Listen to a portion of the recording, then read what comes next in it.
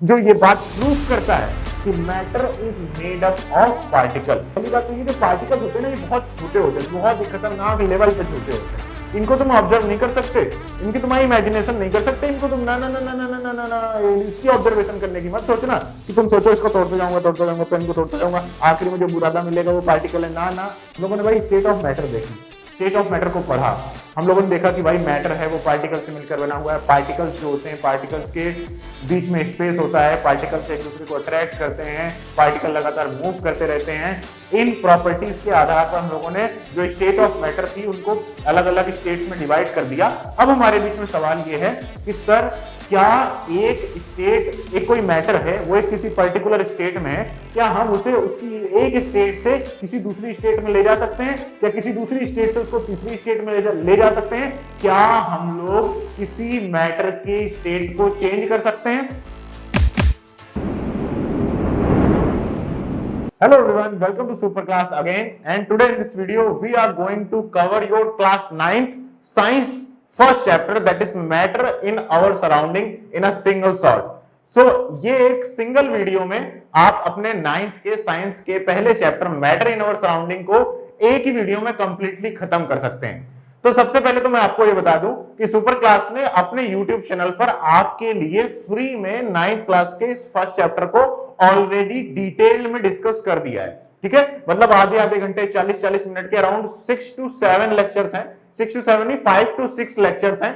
उसमें इस चैप्टर को बहुत ही अच्छे से बहुत डिटेल में अच्छे से एक्सप्लेन किया गया है। तो अगर आपके पास टाइम है तो मैं आपको तो यही रिकमेंड करूंगा कि आप इस पूरे चैप्टर को उस प्लेलिस्ट से देख लो जाकर। 6-7 वीडियोस हैं या फिर 5-6 वीडियोस हैं और उनमें मैंने आपको डिटेल में धीरे धीरे अच्छे से एक्सप्लेन किया है। ठीक है, लेकिन ये वीडियो किस लिए? ये वीडियो या तो आपने उन सारे वीडियोस को देख लिया है तो इस वीडियो में हम लोग सारे कॉन्सेप्ट्स को एक बार क्या करेंगे, पूरा का पूरा फिर से रिवाइज करेंगे, या फिर मान लीजिए आपका कल टर्म 1 का एग्जाम है या फिर आपके पास समय की कमी है और इस चैप्टर को आपको किसी ना किसी एग्जाम में जल्दी से जल्दी देना है, तो कम समय में इस चैप्टर को कंप्लीट करने के लिए आप सभी सही वीडियो पर आ चुके हैं। चलिए स्टार्ट करते हैं, समय को मतलब समय की वैल्यू करते हैं, ज्यादा लेट नहीं करते हैं, फटाक से स्टार्ट करते हैं आज के इस लेक्चर को जिसका नाम है matter in our surrounding.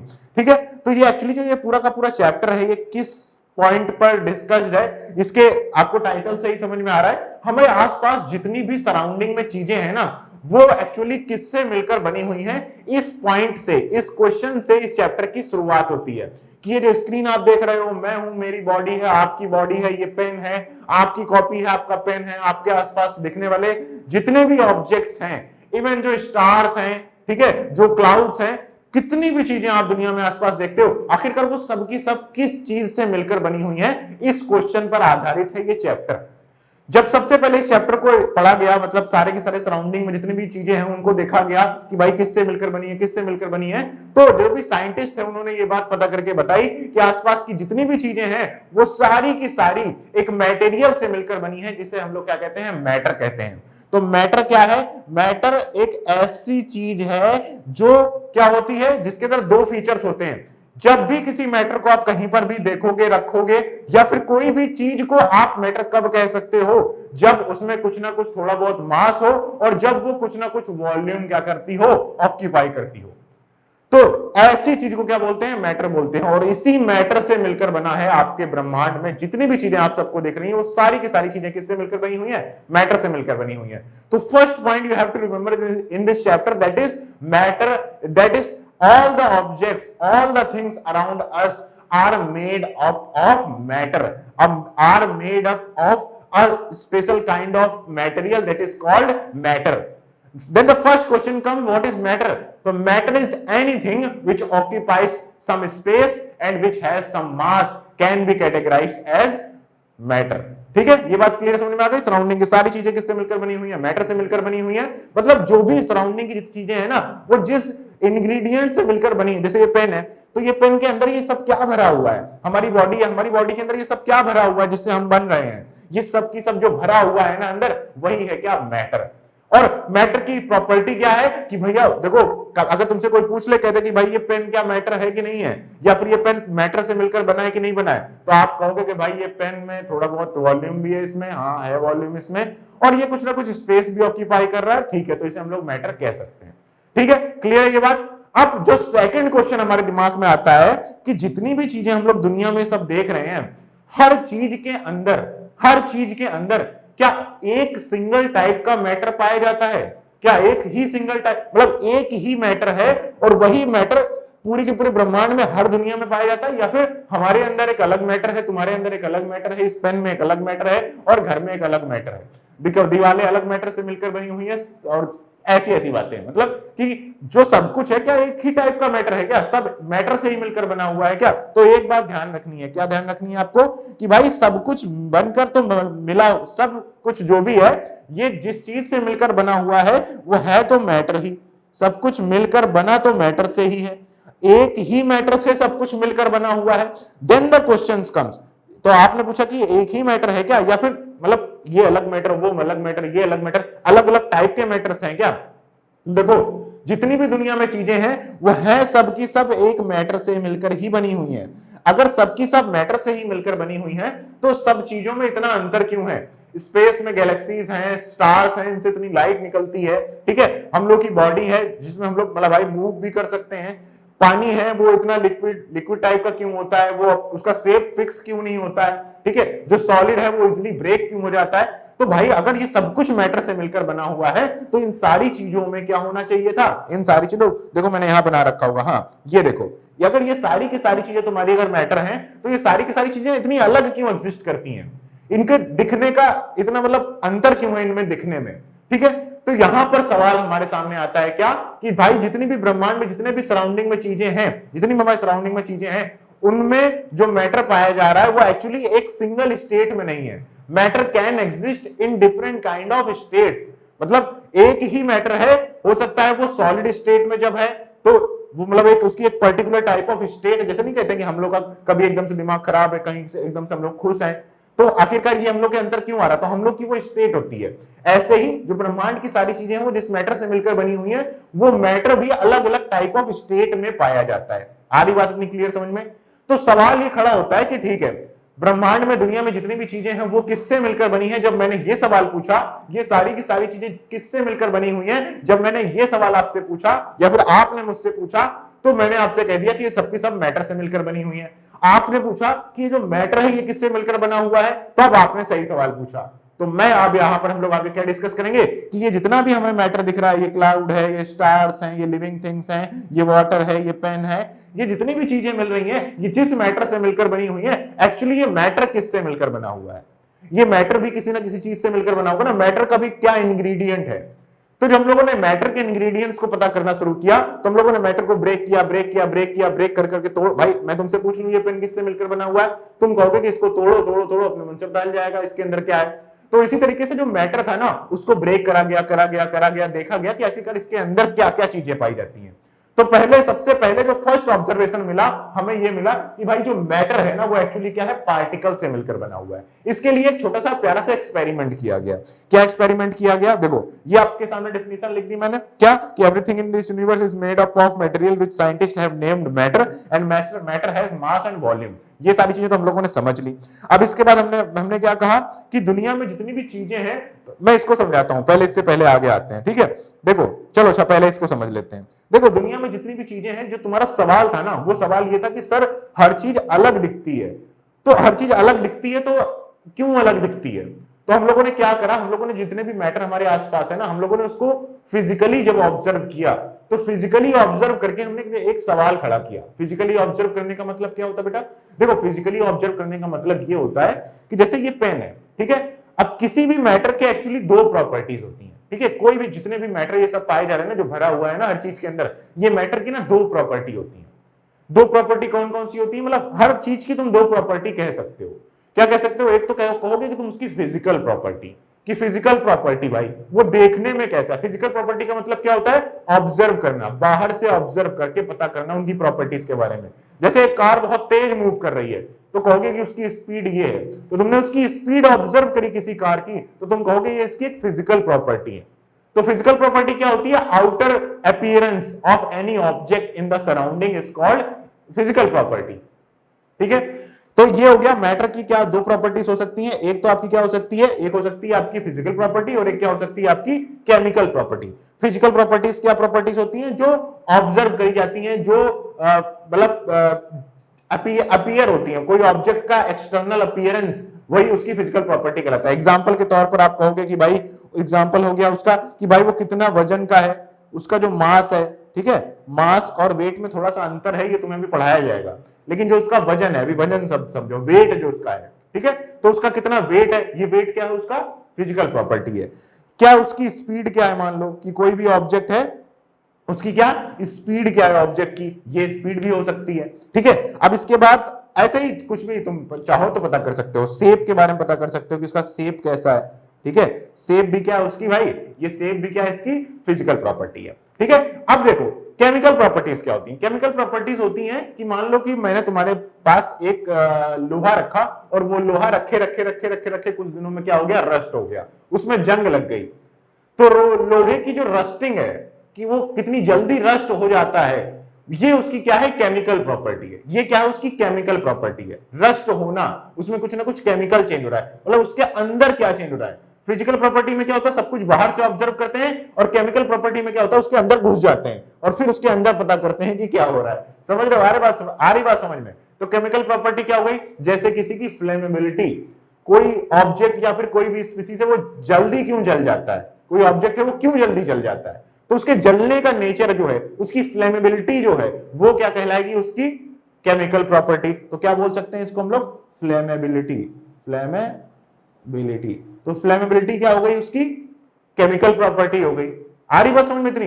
Reactivity उसकी, किसकी क्या, रिएक्टिविटी, किसी ऑब्जेक्ट के किसी, मान लो एक तुमने क्या करा, एक कोई भी एक पदार्थ लिया, कोई भी एक मान लो चीज ली, और उसको तुमने किसी दूसरे से ऑब्जेक्ट के साथ रख दिया और उनको साथ में रखकर देख रहे हो कि ये दोनों आपस में रिएक्ट कर रहे हैं क्या, तो इनके आपस में रिएक्शन की जो ये जो रिएक्ट करने का नेचर है, कोई ज्यादा तेजी से रिएक्ट करता है, कोई कम तेजी से रिएक्ट करता है। पेट्रोल देखो कितनी जल्दी से इवेपोरेट हो जाता है, कितना जल्दी से जल जाता है, तो ये क्या है, उसकी रिएक्टिविटी ज्यादा है।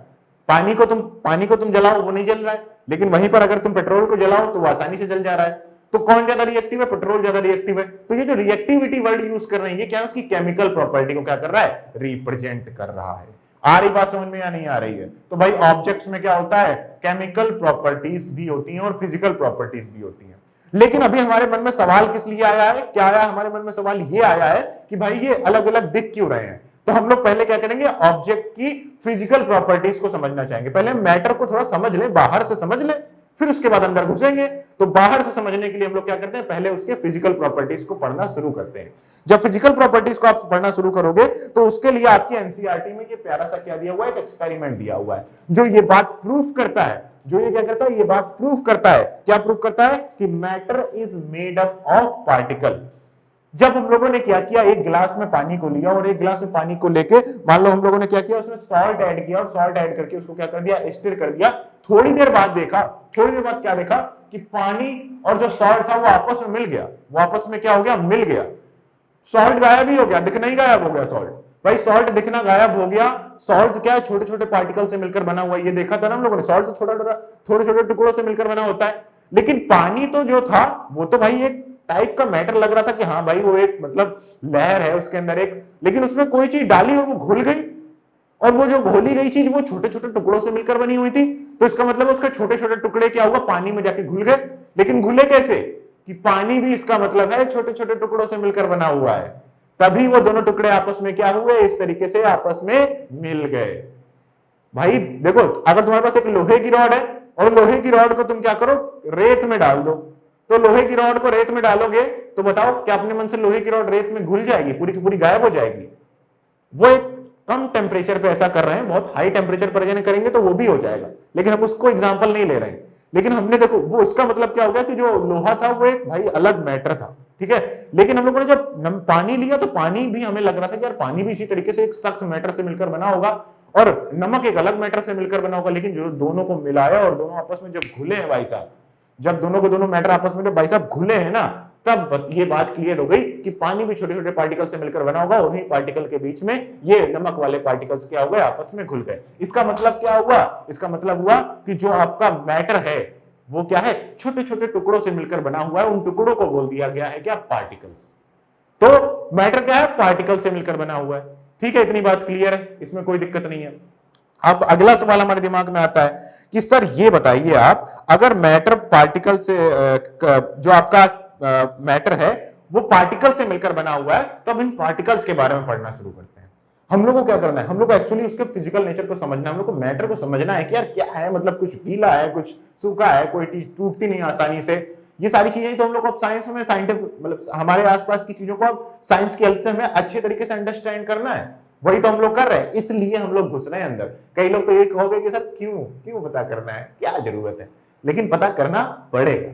ठीक है, तो हम लोग क्या करें, अब भाई पता चला कि मैटर पार्टिकल से मिलकर बना है, तो हम लोग का मन में सबसे पहला सवाल आया कि चलो अब इस पार्टिकल के बारे में पता करना शुरू करते हैं कि आखिरकार ये पार्टिकल के अंदर क्या क्या प्रॉपर्टीज हैं, ठीक है, क्या उसके कैरेक्टरिस्टिक्स हैं। तो उसके लिए हम लोगों ने थोड़े से और एक्सपेरिमेंट करने की कोशिश करी।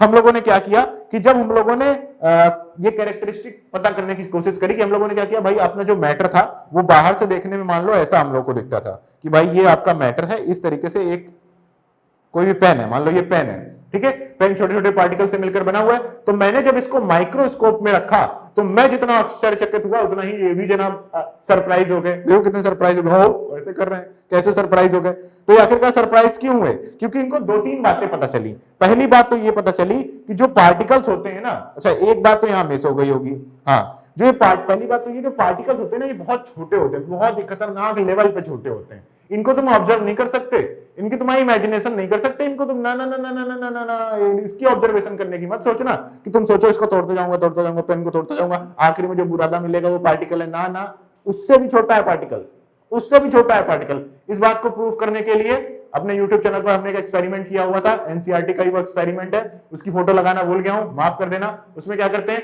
4-5 ग्लास लेते हैं लाइन से, एक ग्लास में थोड़ा सा कलर डालो, उसको उसमें घोलो, उससे थोड़े से पानी को लेकर दूसरे गिलास में डालो, उसको घोलो, देखो दूसरा गिलास भी रेड हो जाएगा, उससे तीसरे में डालो, चौथे में डालो, पांचवें में डालो। तुम देखोगे कि तुमने जो छोटा सा पार्टिकल लिया था, मतलब छोटा सा जो मैटर लिया था, कलर का तुमने इतना छोटा सा टुकड़ा लिया, उसको एक गिलास में डाला, वो पूरा ग्लास रेड हो गया। इसका मतलब क्या हुआ, वो रेडनेस किसकी वजह से आ रही है, किसकी वजह से आ रही है, उस कलर के पार्टिकल्स की वजह से आ रही है। तो कलर के पार्टिकल मतलब है उस कलर में बहुत ज्यादा पार्टिकल्स थे, तभी तो उसने इतने सारे पानी को रेड कर दिया। इतने पूरे के पूरे पानी के अंदर वो घुल गया, तभी तो रेड हो गया पानी। अब तुमने जब उससे थोड़ा सा पानी निकालकर दूसरे बीकर में डाला, तो तुमने देखा कि जब मैंने उस बीकर के, हो सकता है मैं यहां पर तुम्हें इमेज एडिट करके लगा दूंगा, ठीक है, तो हो सकता है तुम्हें क्या कि वहां पर थोड़ा सा पानी जब तुमने पहले बीकर से दूसरे बीकर में डाला, तो उस थोड़े से पानी में तो तुम्हारे हिसाब से पार्टिकल बहुत कम होने चाहिए, क्योंकि तुमने मैटर ही शुरुआत में बहुत थोड़ा सा लिया था। जब उस थोड़े से मैटर ने बहुत सारे पानी को कलरफुल कर दिया, तो उससे जब तुमने थोड़ा सा पानी निकालकर एक साफ पानी में डाला, तो तब तुम्हारे हिसाब से तो यार वो पानी बहुत ज्यादा कलरफुल नहीं होना चाहिए, लेकिन हम देखते हैं कि वो भी कलरफुल हो गया। अब तुम उससे तीसरे को चाहो, चौथे को चाहो, बहुत सारे पानी को कलरफुल कर सकते हो। मतलब जो छोटा सा टुकड़ा दिख रहा है तुम्हें किसी मैटर का, किसी कलर का, वो कितने ज्यादा पानी को कलरफुल कर देता है। इसका मतलब है वो कितने ज्यादा पानी में, मतलब उस छोटे से टुकड़े में कितने ज्यादा पार्टिकल्स हैं उस मैटर के, इसीलिए तो वो इतना ज्यादा कलर कर पा रहा है सबको। भाई जितने ज्यादा उसके पास पार्टिकल्स होंगे, उतना ज्यादा वो क्या करेगा, चीजों को कलरफुल कर देगा, उतना ज्यादा पानी को वो क्या कर देगा, कलरफुल कर देगा। तो इसका मतलब ये हो गया, क्योंकि वो उतने ज्यादा पानी में घुले गए, उसके पार्टिकल जहां जहां पहुंचेंगे उस जगह वो पानी को क्या कर देंगे, रेड कर देंगे। तो उस एक्सपेरिमेंट से हमें ये भी प्रूफ होता है कि भाई पार्टिकल होते हैं ना, वो बहुत छोटे होते हैं, बिल्कुल अपनी इमेजिनेशन से परे।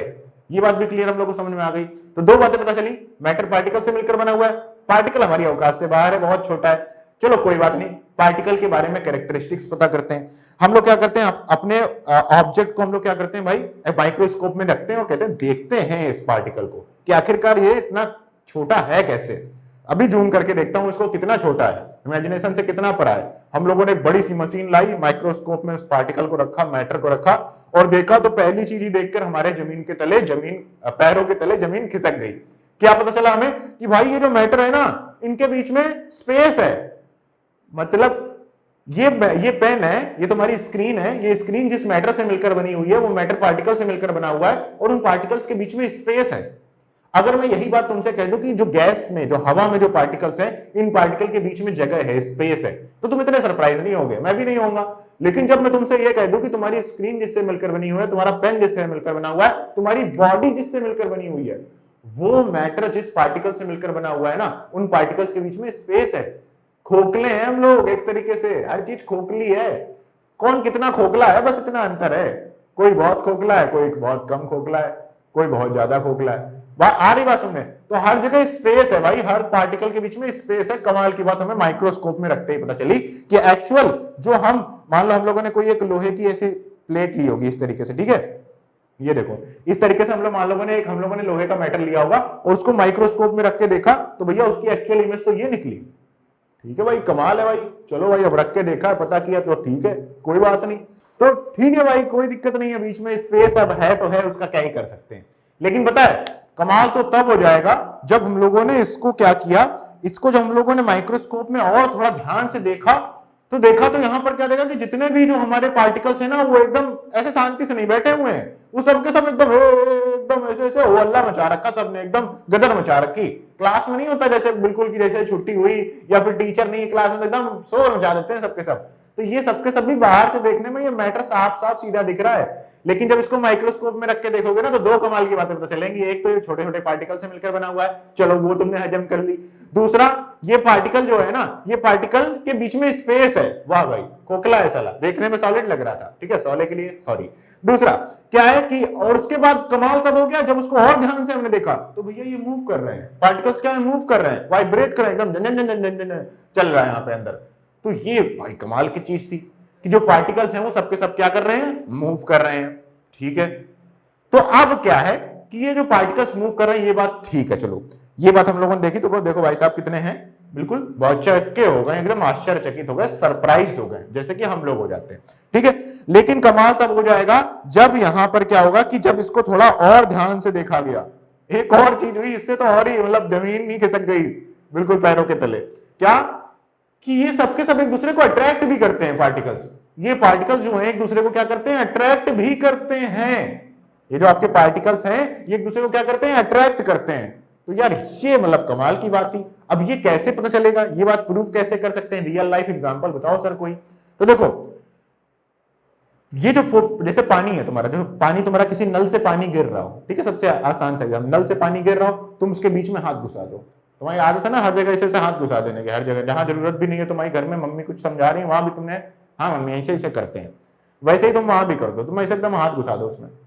तो तुम देखो कि जो ऊपर से पानी गिर रहा था, ऊपर से मान लो ऐसे पानी गिर रहा था तुम्हारा, ठीक है, तुम्हारा पानी नहीं मतलब नल से पानी गिर रहा था इस तरीके से, ठीक है, यहाँ ऊपर से ऐसे पानी गिर रहा था, ऐसे ऐसे ऐसे करके पानी गिर रहा था। तुमने उसमें अपना ये देखो इसे डंडे टाइप का हाथ डाल लगा दिया, तो उससे क्या देखो कि तुम पानी पहले अलग होगा और अलग होने के बाद फिर से एक दूसरे से मिल जाएगा, फिर से एक दूसरे से क्या हो जाएगा, मिल जाएगा। मिल जाएगा कि नहीं मिल जाएगा, इसका मतलब है कि पानी के जो पार्टिकल्स थे उनके बीच में जब तुमने उंगली रखी तो वो अलग अलग तो हो गए, लेकिन जैसे ही उनको वापस जगह मिली वो फिर से एक दूसरे से क्या हो गए, चिपक गए आकर। इसका मतलब है वो एक दूसरे को अट्रैक्ट करते हैं। पार्टिकल्स क्या होते हैं, एक दूसरे को अट्रैक्ट भी करते हैं। अब ये जो फोर्स ऑफ अट्रैक्शन है, ये फोर्स ऑफ अट्रैक्शन अलग अलग मैटर में अलग अलग स्ट्रेंथ में पाया जाता है। कोई बहुत ज्यादा स्ट्रांग फोर्स ऑफ अट्रैक्शन रखता है अपने पार्टिकल्स के बीच में, जैसे कि हमारे डोले, जैसे कि हम लोग ताकतवर लोग, है ना। और कुछ होते हैं जो जिनमें फोर्स ऑफ अट्रैक्शन पार्टिकल के बीच में इतना अच्छा नहीं होता है, जैसे छोटे छोटे बच्चे जिनको तुम चटापट मार देते हो। मतलब क्या कहने का है कि जो चीजें तुम्हें सॉफ्ट सॉफ्ट दिख रही है ना, जो चीजें तुम आसानी से आसपास ब्रेक कर पा रहे हो ना, और कुछ चीजों को तुम नहीं ब्रेक कर पा रहे हो, जैसे तुम इस पेन को तो आसानी से ब्रेक कर सकते हो, तोड़ दो, लेकिन मैं यहीं पर लोहे की रॉड दे दूं तो ये नहीं टूटेगी आसानी से लोहे की रॉड। तो आखिरकार क्यों, ऐसा क्यों होगा? देखो ये पेन और वो लोहे की रॉड, ये दोनों चीजें मिली तो मैटर, बनी तो मैटर से हैं, दोनों से मतलब है मैटर से ही, लेकिन इसमें जो मैटर है लोहे की रॉड में, उनके बीच के पार्टिकल में फोर्स ऑफ अट्रैक्शन बहुत ज्यादा है और इनमें क्या है, कम है। पानी में और कम है, हवा में सबसे कम है। आ रही बात समझ में? तो इसीलिए हम लोग कहेंगे कि जो आपका मैटर है ना, वो अलग अलग टाइप से पाया जाता है, अलग अलग स्टेट में पाया जाता है। तो जो तुम्हारे पार्टिकल्स के बीच में ये जो दो तीन चीजें मैंने बताई है ना, इनके आधार पर ही तुम दुनिया के आसपास के जितने भी मैटर हैं उनके टाइप या फिर उनके स्टेट को क्या कर सकते हो, डिफाइन कर सकते हो। तो स्टेट ऑफ मैटर कुछ अलग चीज नहीं है, वो एक ही मैटर के अंदर पाए जाने वाले जो ये कैरेक्टरिस्टिक ऑफ पार्टिकल्स हैं ये अलग अलग हैं। बस पानी भी वही है, बस उसके फोर्स ऑफ अट्रैक्शन, उनके पार्टिकल्स के बीच का फोर्स ऑफ अट्रैक्शन थोड़ा कम है, सॉलिड्स में ज्यादा है। अब तुम कहोगे सर आप तो बहुत तेजी से आगे ले गए, वन शॉट में तो तेजी से ही आगे चलेंगे ना, लेकिन फिर भी थोड़ा सा ब्रेक लेते हैं, बची हुई चीजों को थोड़ा सा एब्जॉर्ब करते हैं सही से। क्या है, यहां पर एक पॉइंट है, यहां पर एक पॉइंट कहा गया, ये एक पॉइंट रह गया, क्या आया, काइनेटिक एनर्जी। जब हम लोगों ने ये देखा कि जो हमारे पार्टिकल्स थे वो मूव करते हैं, मूव करते हैं, मूव करते हैं, मूव करते हैं, एकदम ऐसे ऐसे ऐसे ऐसे ऐसे मूव कर रहे हैं, ऐसे ऐसे मूव कर रहे हैं, ठीक है, तो इसकी वजह से कुछ एक्सपेरिमेंट्स करे जा सकते हैं और कुछ चीजें सीखी जा सकती हैं। पहली बात, दुनिया में ये जो मैं फिजिक्स में पढ़ने को मिलेगी वहां डिटेल में पढ़ना, अभी तो मैं हल्का हल्का नॉलेज दे रहा हूं। दुनिया में जितनी भी चीजें, अगर कोई भी चीज मूव कर रही है ना, तो मूवमेंट की वजह से उसके अंदर एक एनर्जी होती है जिसे हम लोग कहते हैं उसकी काइनेटिक एनर्जी। किसी भी ऑब्जेक्ट के मोशन की वजह से उसके अंदर एक एनर्जी होती है जिसे हम लोग क्या कहते हैं, काइनेटिक एनर्जी। अब पार्टिकल्स जो है वो अगर मूव कर रहे हैं, इसका मतलब पार्टिकल्स के अंदर क्या है, काइनेटिक एनर्जी है। जैसे मान लो कि कोई एक कार है वो बहुत तेजी से चल रही है, बहुत तेजी से चल रही है, वो जितना तेजी से चलेगी ना, इसका मतलब है उसके अंदर उतनी ज्यादा काइनेटिक एनर्जी है। और जब वो जाकर मान लो खुदा ना खास्ता वो किसी चीज से टकरा जाए, टकराने पर जो वो डैमेज क्रिएट कर रही है, टकराने पर वो जो सामने वाली चीज को तोड़ दे रही है, वो आखिरकार क्यों तोड़ पा रही है, क्योंकि उसके अंदर जो काइनेटिक एनर्जी है ना, वो काइनेटिक एनर्जी एकदम से तुमने किसी चीज पर दे मारी और उसकी एनर्जी को क्या कर दिया, बढ़ा दिया, उसके पार्टिकल्स की एनर्जी को क्या कर दिया, बढ़ा दिया। और जब उसके पार्टिकल्स को तुमने काइनेटिक एनर्जी दी तो वो भी क्या हुआ, चल पड़ा। जिस भी चीज के पास काइनेटिक एनर्जी है वो क्या कर सकती है, वो लगातार मूव करती रहती है। जितनी ज्यादा काइनेटिक एनर्जी होगी वो उतनी तेजी से मूव करता है। काइनेटिक एनर्जी दो बातों पर निर्भर करती है, दो बातों पर डिपेंड करती है काइनेटिक एनर्जी किसी भी ऑब्जेक्ट, किसी भी सब्जेक्ट, किसी भी पार्टिकल, किसी भी लिविंग नॉन लिविंग थिंग की। किसकी, पहली तो उसके मास पर कि वो कितना भारी है। अगर कोई चीज बहुत भारी है तो जब वो मूव करेगी तो उसकी काइनेटिक एनर्जी क्या होगी, बहुत ज्यादा होगी। वो भले धीरे मूव करे लेकिन फिर भी काफी ज्यादा काइनेटिक एनर्जी होगी। और दूसरी चीज उसकी स्पीड, कि वो कितनी तेज मूव कर रही है, क्या वो कितनी तेज मूव कर रही है। तो जो बुलेट्स नहीं होती, गोली नहीं चलाते हो तुम, तो वो होती तो छोटी सी गोली है, लेकिन वो क्यों किसी के लगती है तो मर जाता है इंसान, क्योंकि वो इतनी तेजी से मूव कराई जाती है कि जो उसकी गोली होती है, बंदूक की गोली होती है, उसके अंदर इतनी ज्यादा काइनेटिक एनर्जी आ जाती है कि जब वो किसी चीज पर लड़ती है ना, तो वो एकदम उसकी ऐसी तैसी कर देती है, अपनी सारी एनर्जी से उस पर प्रहार करती है, तब उस पर फोर्स लगता है। आ रही बात समझ में? तो kinetic energy is energy of motion, it depends on the mass of that substance, particle और anything and the velocity of it. ठीक है, ये बात क्लियरली तुमको समझ में आ रही है या नहीं आ रही है? ये बात तुमको क्लियरली समझ में आ रही है या नहीं आ रही है? ठीक है, एक और इंपॉर्टेंट चीज कि किसी भी ऑब्जेक्ट में जो मूवमेंट होता है, मैंने बताया कि kinetic energy is the energy of the motion of any object, it is the energy of an object has when it is moving and it depends on the object's mass and how fast it is moving। ये बात तो ठीक है। and it is directly proportional to the temperature of that object। ये temperature पर जो आपकी kinetic energy है ना, ये काइनेटिक एनर्जी डायरेक्टली प्रोपोर्शनल होती है टेम्परेचर के। मतलब कहने का क्या है कि जितना ज्यादा टेम्परेचर होगा आपके ऑब्जेक्ट का, उतना ज्यादा तेजी से मूव कर सकता है आपका ऑब्जेक्ट। आ रही बात समझ में? तो ये बात हमको क्लियरली समझ में आ गई कि भाई काइनेटिक एनर्जी है जिसकी वजह से वो पार्टिकल्स क्या हो रहे हैं, मूव हो रहे हैं, या फिर उनके मूवमेंट की वजह से उनके अंदर क्या है, काइनेटिक एनर्जी है। कैसे भी चाहो तुम इस बात को कह सकते हो। अब इस मूवमेंट की वजह से एक फेनोमेनन होता है जिसे कहते हैं डिफ्यूजन। जिसे क्या कहते हैं, डिफ्यूजन, जिसके लिए आई थिंक मैंने स्पेस नहीं छोड़ रखा है, तो मैं आपको क्या करता हूं, स्पेस ले लेता हूं आपके लिए। ठीक है, ये बीच में जो पन्ने दिखे ना अभी तुमको एकदम से जाते हुए, ये सब पढ़ेंगे हम लोग। डिफ्यूजन क्या होता है, डिफ्यूजन क्या होता है, मान लो डिफ्यूजन क्या होता है। डिफ्यूजन देखो, मैंने तुमसे क्या कहा कि मैंने तुम्हारे पास एक पानी ये रखा इस तरीके से, ठीक है, एक बीकर रखा, उसमें मैंने क्या कर दिया, वहां पर पानी भर दिया, और पानी भरने के बाद मैंने क्या कहा कि तुमसे इसमें एक कलर, रेड कलर का टुकड़ा एक ऐसे रख दो। मतलब जो तो कलर होता है ना, कलर, सॉलिड कलर, उस कलर को तुम क्या करो, इस पानी के अंदर थोड़ा सा ड्रॉप कर दो, और ड्रॉप करने के बाद तुम देखो कि अपने मन से इसको छोड़ दो, और 1 आवर के बाद 1 आवर के बाद तुम देखोगे तो 1 आवर के बाद क्या होगा, 1 आवर के बाद तुम्हें ये पूरा का पूरा पानी क्या होगा, हो सकता है 1 घंटे 2 घंटे आधे घंटे में ही हो सकता है ये पूरा का पूरा पानी क्या होगा, तुमको एकदम से रेड मिलेगा। क्यों हुआ ऐसा?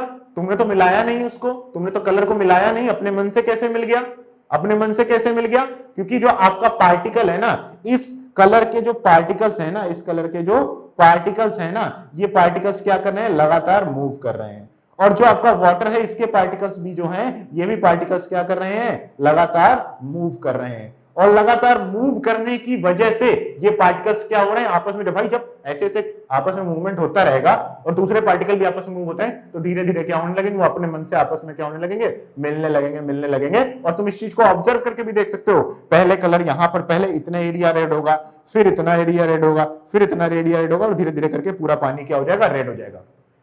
तो the mixing of particles of matter bye their own, the property of mixing of particles by their own is called actually the diffusion of the particles.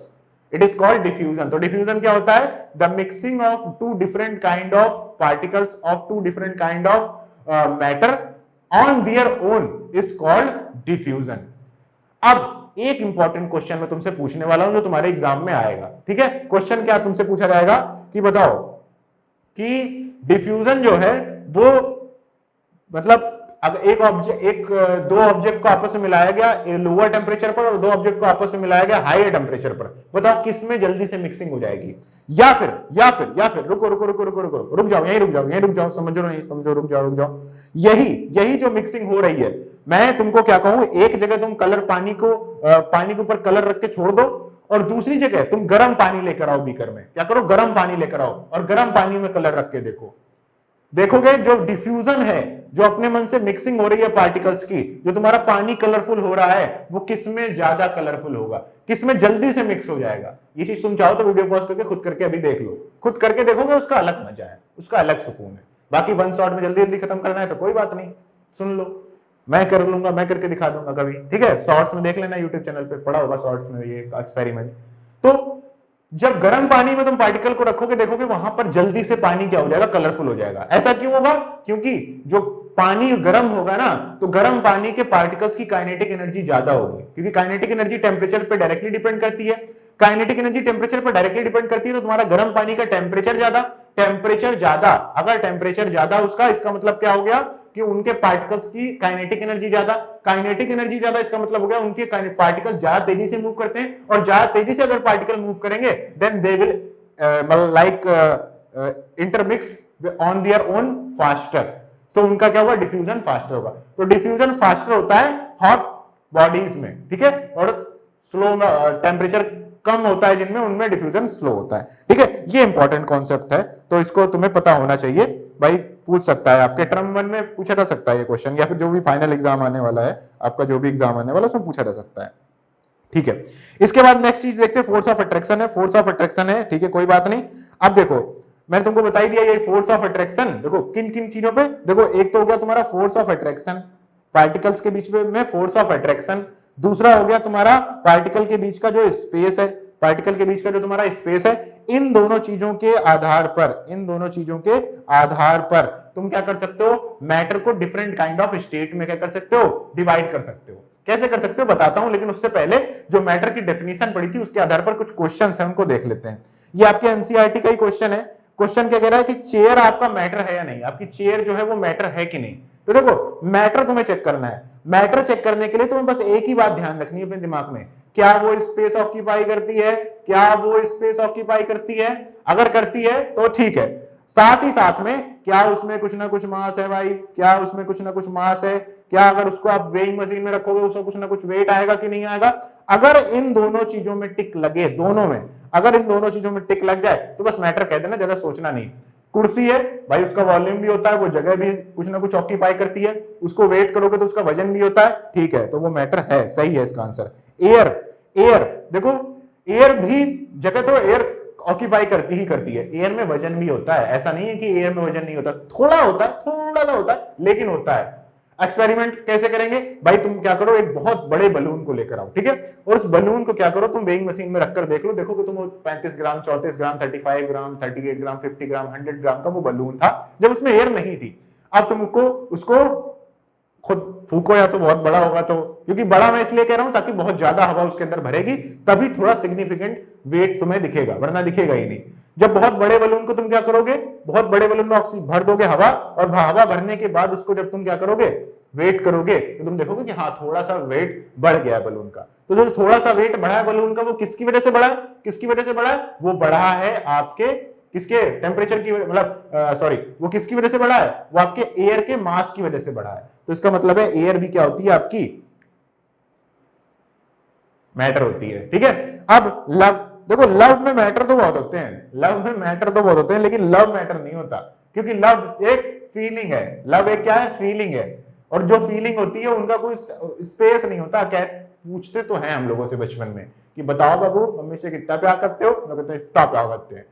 तुम डिफाइन तो कर देते हो ऐसे, लेकिन एक्चुअली तुमको कुछ लिखने को बोले कि बताओ कितना, कितने किलो प्यार करते हो, ऐसे कभी पूछा है कि 10 किलो प्यार करते हो, 20 किलो प्यार करते हो? वजन नहीं होता प्यार में, प्यार में वजन नहीं होता, प्यार में स्पेस नहीं होता, होता होगा स्पेस, मतलब यहाँ सिग्निफिकेंट वाला वॉल्यूम, क्या ऐसे कहते ना प्यार में वॉल्यूम नहीं होता। अब जाके डायलॉग मानना है, प्यार में वॉल्यूम नहीं होता, प्यार में वजन नहीं होता, प्यार बस एक फीलिंग है।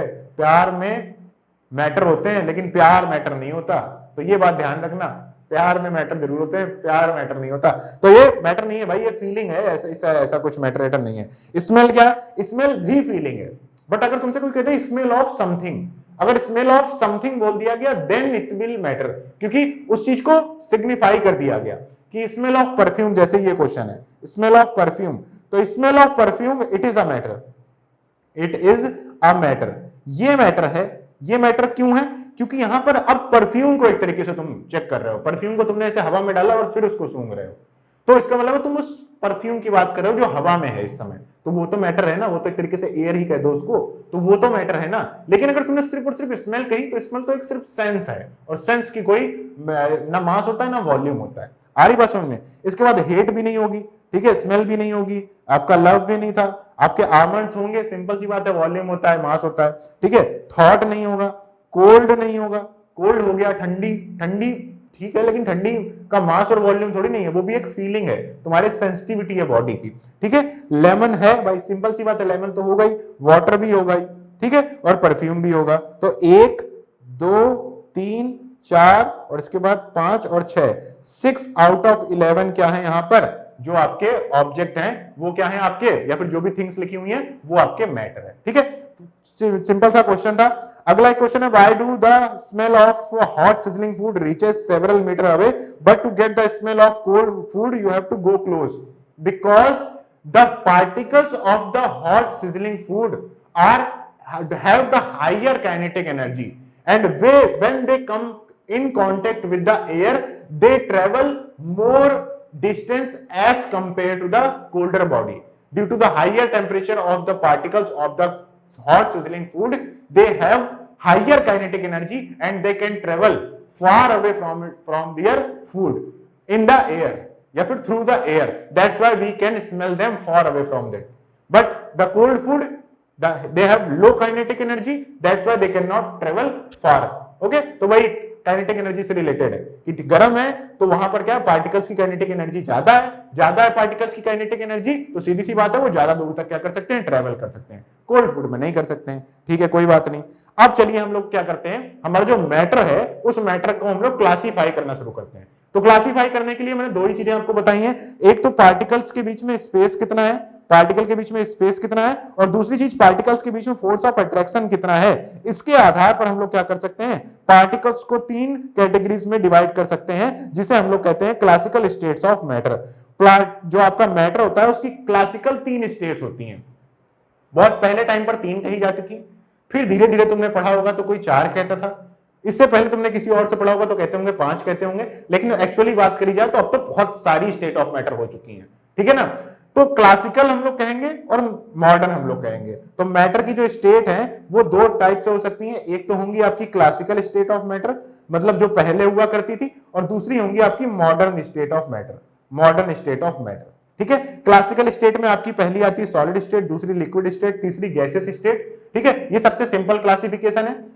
सिंपल सी बात है, जो सॉलिड्स होंगे उनके पार्टिकल्स के बीच में स्पेस बहुत कम होगा, इसका मतलब है उनके पार्टिकल्स के बीच में फोर्स ऑफ अट्रैक्शन भी बहुत ज्यादा होगा, इसीलिए सॉलिड्स को ब्रेक करना आसान नहीं है। इसके बाद जो लिक्विड होते हैं उनके पार्टिकल्स के बीच में फोर्स ऑफ अट्रैक्शन थोड़ा सा कम होता है, थोड़ा सा कम होता है, और जो स्पेस थोड़ा सा, मतलब स्पेस जो होता है वो थोड़ा सा ज्यादा होता है सॉलिड से, और फोर्स ऑफ अट्रैक्शन थोड़ा सा कम होता है as compare to solid, as compare to solid, as compare to solid. आ रही बात इतनी समझ में?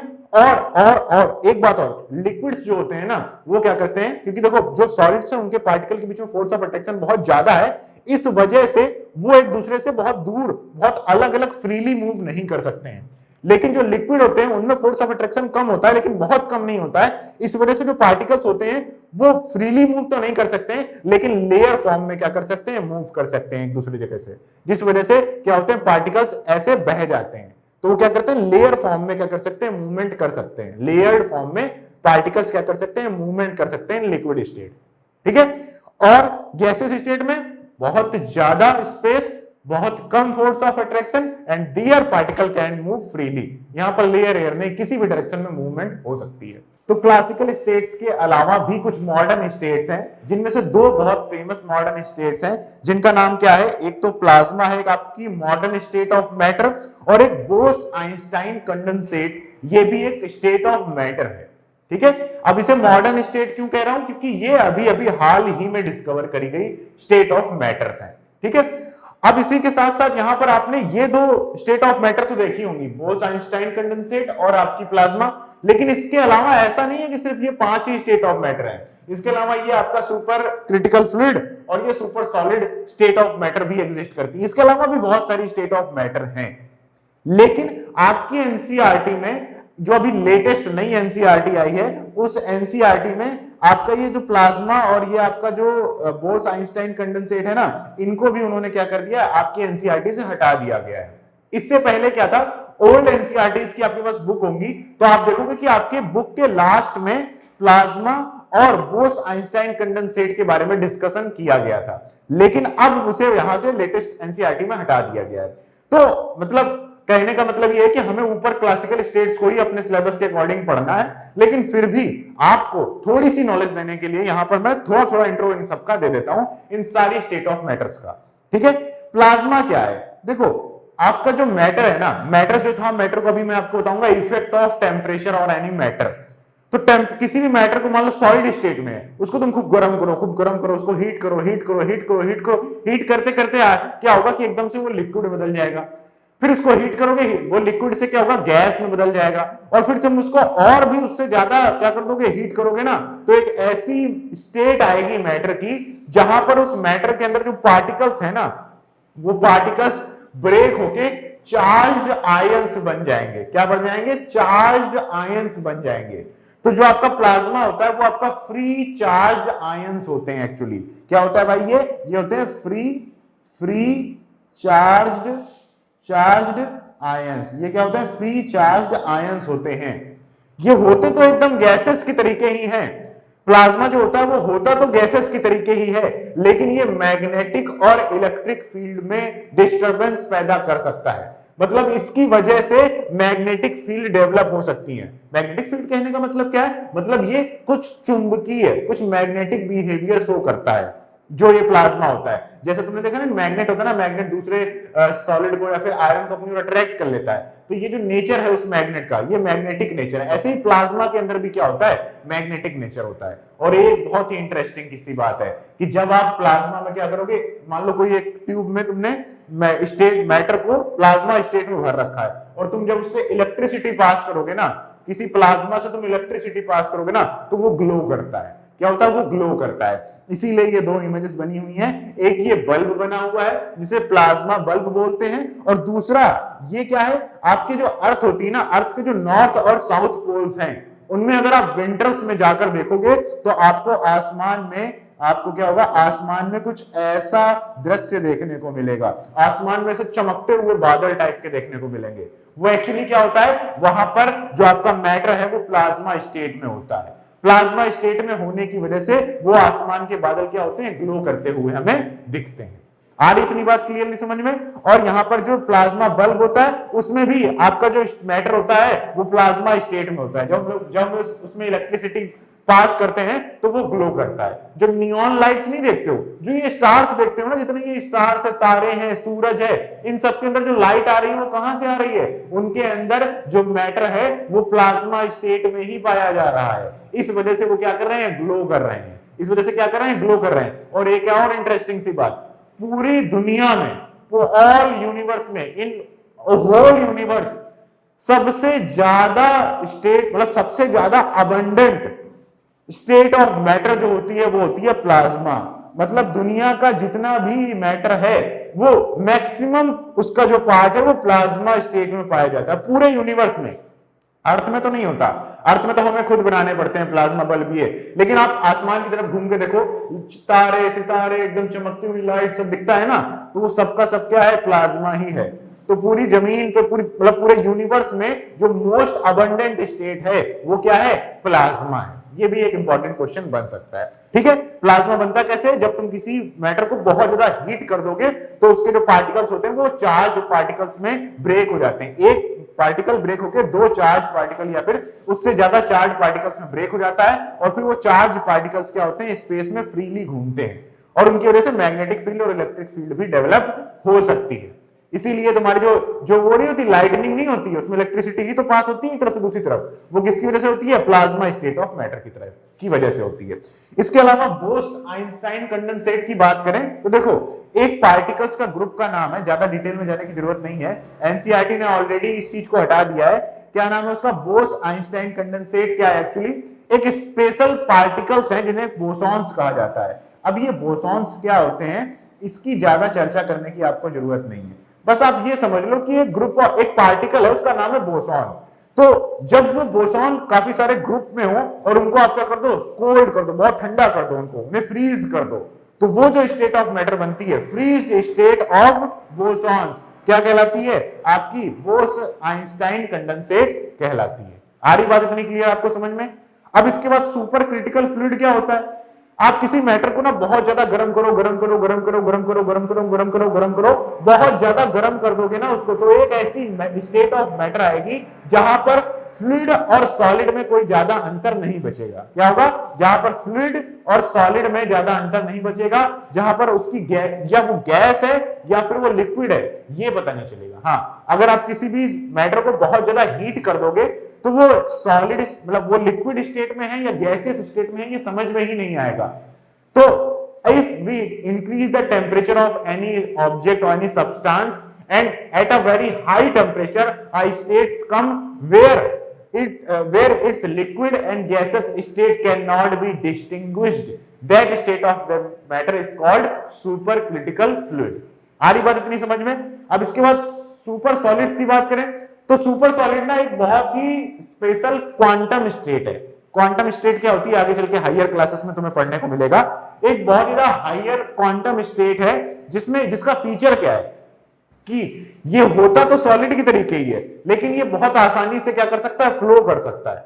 मतलब एक ऐसा सॉलिड जो जीरो विस्कोसिटी के साथ फ्लो कर सकता हो, मतलब जिसे फ्लो करने में कोई भी ऐसे विस्कोसिटी हो ही ना, आपस में ऐसे टकराव से जो घिसने पर स्पीड कम हो जाती है ना, दो चीजों को आपस में रगड़ो तो घिसने की वजह से उनकी स्पीड एक दूसरे को कम करते हैं ना, तो ये जो आपस में रगड़ है इसकी वजह से जो फोर्स डेवलप हो रहा है ये क्या करता है? इनके मूवमेंट्स को क्या करता है?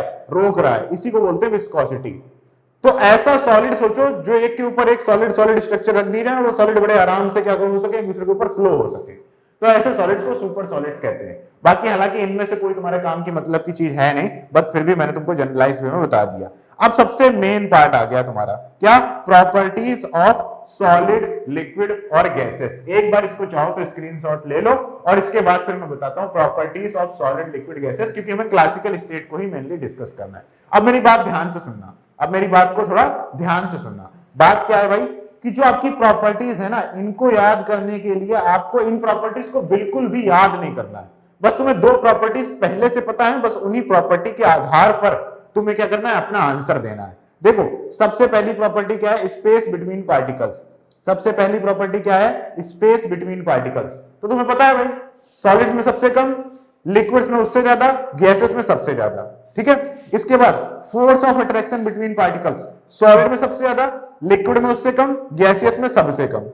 इसके बाद शेप की बात करते हैं, तो सॉलिड क्या होते हैं, फिक्स्ड शेप के होते हैं, लिक्विड का शेप फिक्स्ड नहीं होता, गैसेस का भी शेप फिक्स्ड नहीं होता है। वॉल्यूम की बात करें तो सॉलिड्स का वॉल्यूम फिक्स होता है क्योंकि वो एक स्पेशल शेप में रहे, तो उनका जो ओवरऑल एरिया है वो फिक्स रहता है। जैसे ये पेन है, तो इस पेन का जो एरिया है मान लो, ठीक है, वो एरिया कितना है, कुछ भी है, वो उतना ही रहेगा, ये एरिया नहीं चेंज करेगा अपना, चाहे मैं इसको कंप्रेस भी कर दूं। जो आपका सॉलिड है, सॉलिड को पहली बात तो आसानी से कंप्रेस नहीं किया जा सकता। अगर किसी सॉलिड को कंप्रेस कर ले रहे हो तो वो एक तरीके से लेस कंप्रेसिबल सॉलिड है, लेकिन आसानी से सॉलिड कंप्रेस होते नहीं है। तो जो जितना एरिया इस पेन का इस समय है, तो तुम इसे तोड़ के अगर तुम इसका गोला भी बना दो ना इस सॉलिड का, तो ओवरऑल वॉल्यूम उतना ही रहेगा, उसका वॉल्यूम नहीं चेंज होता है सॉलिड्स का। शेप तुम तोड़ फोड़ के चाहो तो कर सकते हो, लेकिन वॉल्यूम नहीं चेंज होता है। तो यहां पर जो वॉल्यूम होता है वो भी क्या होता है, फिक्स्ड होता है। अब जो लिक्विड होते हैं इनका वॉल्यूम भी फिक्स्ड होता है। कैसे, जैसे मान लो तुम्हारे घर में 1 लीटर दूध आया, तो भाई तुम 1 लीटर दूध को चाहे एक गिलास में डाल लो, चाहे एक जग में डाल लो, चाहे एक बॉटल में डाल लो, उसका शेप तो बदल रहा है। देखो उसके शेप में तो हम लोगों ने लिख रखा है नॉट फिक्स्ड, जो आपका शेप है वो तो हम लोगों ने लिख दिया क्या, नॉट फिक्स्ड, लेकिन जो उसका वॉल्यूम है वो वॉल्यूम क्या है, फिक्स्ड है। वॉल्यूम क्या है, फिक्स्ड है। तो वॉल्यूम हमको क्या कहेंगे, फिक्स्ड रहेगा। ध्यान रखना, वॉल्यूम सॉलिड और लिक्विड दोनों का फिक्स्ड होता है, शेप सॉलिड का फिक्स्ड होता है और लिक्विड का फिक्स्ड नहीं होता है। अब इसके बाद वॉल्यूम की बात करें गैसेस के में, तो गैसेस का वॉल्यूम फिक्स नहीं होता। पता है क्यों? मान लो तुम्हारे एक सिलेंडर में 5 लीटर गैस भरी हुई है और तुम चाहो तो उस सिलेंडर को कंप्रेस कर दो, उसके ऊपर अगर पिस्टन लगाओ तो उस पिस्टन से उस गैस को कंप्रेस कर दो, वही गैस जो 5 लीटर की थी अब वो कंप्रेस होकर 2 लीटर की बदल जाएगी। तो 5 लीटर वॉल्यूम को 2 लीटर वॉल्यूम में बदल लिया तुमने, तो इसका मतलब है कि वॉल्यूम फिक्स नहीं है गैसेस का। गैसेस का कुछ फिक्स नहीं होता, ना वॉल्यूम फिक्स है ना शेप फिक्स है, ऐसे ही है तो, है ना। अब इसके बाद डेंसिटी की बात करते हैं। डेंसिटी क्या होती है, देखो डेंसिटी होती है भीड़, भीड़ एटम्स की भीड़, सॉरी एटम तो अभी तुमने पढ़ा नहीं है, आपके पार्टिकल्स की भीड़। कि जैसे मान लो अगर मैं तुमसे कहूं कि तुम्हारे क्लासरूम में कितने बच्चे, मान लो तुम्हारे क्लासरूम में 100 सीटें हैं या फिर मान लो 50 सीट्स हैं, 50 बच्चे तुम्हारी क्लासरूम में बैठ सकते हैं, 50 बच्चे तुम्हारी क्लासरूम में बैठ सकते हैं, लेकिन 50 बच्चे तुम्हारी क्लासरूम में बैठ सकते हैं, लेकिन मान लो वहां पर 10 ही बैठे हुए हैं। तुम कहोगे कि तुम्हारे क्लासरूम में ज्यादा भीड़ नहीं है, ठीक है, एक फिक्स वॉल्यूम में नंबर ऑफ स्टूडेंट्स की संख्या कम है। ऐसे ही मैं तुमसे कहूं कि स्ट्रेंथ तो 50 है लेकिन वहां पर लोग 100 भर दिए जाए, तुम कहोगे कि बहुत भीड़ है, तो उसे हम लोग अब भीड़ नहीं बोलेंगे, हम लोग कहेंगे बहुत डेंस क्राउड है, बहुत डेंस क्राउड है। क्या है, बहुत डेंस क्राउड है।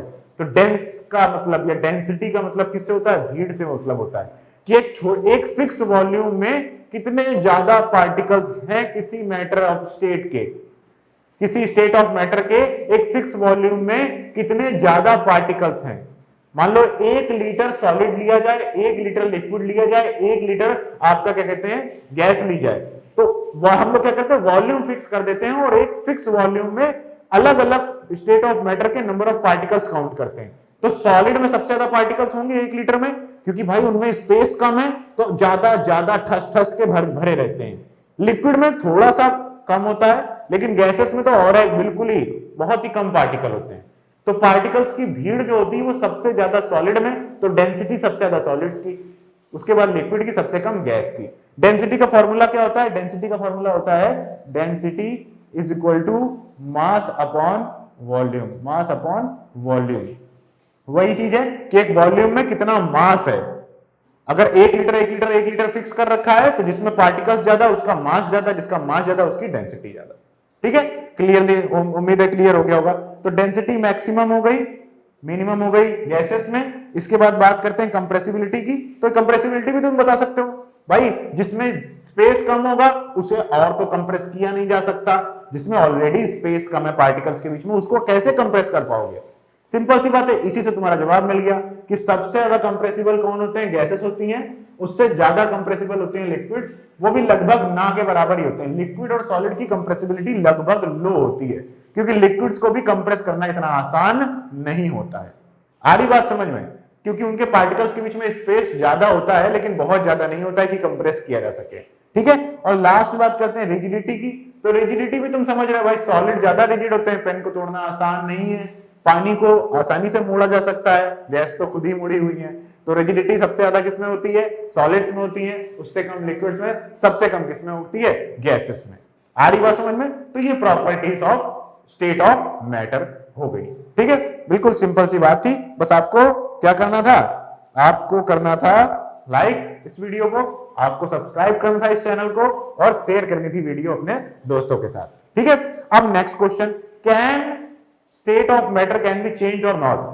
हम लोगों ने भाई स्टेट ऑफ मैटर देखी, स्टेट ऑफ मैटर को पढ़ा, हम लोगों ने देखा कि भाई मैटर है वो पार्टिकल से मिलकर बना हुआ है। पार्टिकल्स जो होते हैं, पार्टिकल्स के बीच में स्पेस होता है, पार्टिकल्स एक दूसरे को अट्रैक्ट करते हैं, पार्टिकल लगातार मूव करते रहते हैं। इन प्रॉपर्टीज के आधार पर हम लोगों ने जो स्टेट ऑफ मैटर थी उनको अलग अलग स्टेट्स में डिवाइड कर दिया। अब हमारे बीच में सवाल यह है कि सर क्या एक स्टेट, एक कोई मैटर है वो एक किसी पर्टिकुलर स्टेट में है, क्या हम उसे उसकी एक स्टेट से किसी दूसरी स्टेट में ले जा सकते हैं? क्या किसी दूसरी स्टेट से उसको तीसरी स्टेट में ले जा सकते हैं? क्या हम लोग किसी मैटर के स्टेट को चेंज कर सकते हैं? जैसे ही मैं ये आपके सवाल पूछता हूं, आपके मन में ये इमेज आ जाती है। ये घर में हम लोगों ने देखा, वही पानी है भाई, बर्फ बना लेते हैं फ्रिज में डाल के, वही पानी है लिक्विड स्टेट में रहता है, और वही पानी को गर्म करते हैं तो वो भाप बन के, हवा बन के उड़ जाता है। तो वाटर जो होता है वो सॉलिड स्टेट में पाया जाता है, लिक्विड स्टेट में पाया जाता है, गैसेस स्टेट में पाया जाता है। हमारी आम जिंदगी में ही हम इस चीज को देखते हैं।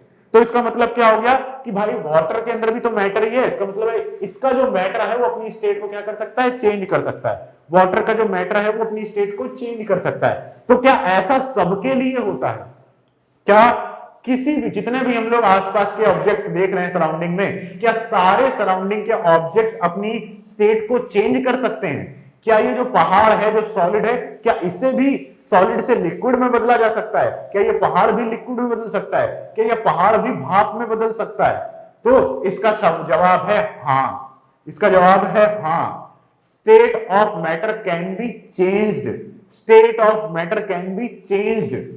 लेकिन पानी को तुम बड़ी आसानी से चेंज कर लेते हो स्टेट ऑफ मैटर को, लेकिन पहाड़ को या फिर किसी लोहे को आसानी से ब्रेक या फिर चेंज नहीं कर पाते हो। तो सीधी सी बात है, कौन किस स्टेट में है और किस मैटर के अंदर कितना फोर्स ऑफ अट्रैक्शन है पार्टिकल्स के बीच में, जिसमें जितना ज्यादा फोर्स ऑफ अट्रैक्शन होगा उन पार्टिकल्स को एक दूसरे से दूर करना आसान नहीं होगा। तो उस सॉलिड को लिक्विड में और लिक्विड को गैस में कन्वर्ट करना आसान नहीं होगा, लेकिन किया जा सकता है। किसी के लिए ये आसान होगा, किसी के लिए क्या होगा? कठिन होगा। लेकिन कैसे किया जा सकता है? सवाल ये आता है कि कैसे किया जा सकता है। तो जवाब ये है कि इसे करने के दो तरीके हैं जो अपनी एनसीईआरटी में हम लोगों को पढ़ने हैं। पहला है टेम्परेचर की हेल्प से, दूसरा है प्रेशर की हेल्प से। पहला है टेम्परेचर की हेल्प से, किससे? With the help of temperature, with the help of temperature. Temperature को चेंज करके, क्योंकि पानी को हम लोग कैसे चेंज करते हैं भाई? टेम्परेचर ही तो चेंज करते हैं, उसको गर्म करते हैं, टेम्परेचर बढ़ाया, स्टेट लिक्विड, फिर गैस, उसका टेम्परेचर घटाया फ्रीजर में डाल के, लिक्विड से सॉलिड। ठीक है, और दूसरा जो है हमारा वो क्या है? With the help of pressure. अब प्रेशर से कैसे चेंज करेंगे? तो पहले हम लोग क्या करते हैं? With the help of temperature समझते हैं। पहले हम लोग टेम्परेचर की हेल्प से कैसे स्टेट ऑफ मैटर को चेंज किया जा सकता है, पहले इस बारे में चर्चा करते हैं, उसके बाद प्रेशर के बारे में बताऊंगा। तो देखो, यहां पर आपके पास जो पानी है, ये पानी को तुम कैसे चेंज करते हो? पानी को तुम ऐसे ही तो चेंज करते हो ना, कि गर्म किया उसको तुमने, तो गर्म करने से क्या होता है? वो लिक्विड से गैस बदल जाता है। जब उसको तुम ठंडा करते हो तो वो किस में चला जाता है? आइस में चला जाता है। इसका मतलब क्या हो गया? अब देखो, इसका मतलब ये हो गया, इसको छोड़ो, अभी इसका मतलब ये हो गया कि अगर किसी ऑब्जेक्ट को आप हीट करोगे तो हीट करने से वो सॉलिड से लिक्विड बदलता है, लिक्विड से गैस बदलता है। और मैं तुमसे ये कह दूं, अगर तुम गैस को भी और हीट करते चले जाओ, गैस को और ज्यादा हीट करते चले जाओ, तो तुम गैस से उसको कन्वर्ट कर सकते हो प्लाज्मा में। गैस से क्या कर सकते हो? उसको कन्वर्ट कर सकते हो प्लाज्मा में। तो जो सही इमेज होनी चाहिए वो ये होगी कि इफेक्ट ऑफ टेम्परेचर क्या होता है स्टेट ऑफ मैटर में। कुछ ऐसा होता है, जब हम लोग हीटिंग करते हैं तो हीटिंग से बर्फ से पानी, पानी से भाप, और भाप से क्या बन जाएगा? आपका प्लाज्मा बन जाएगा।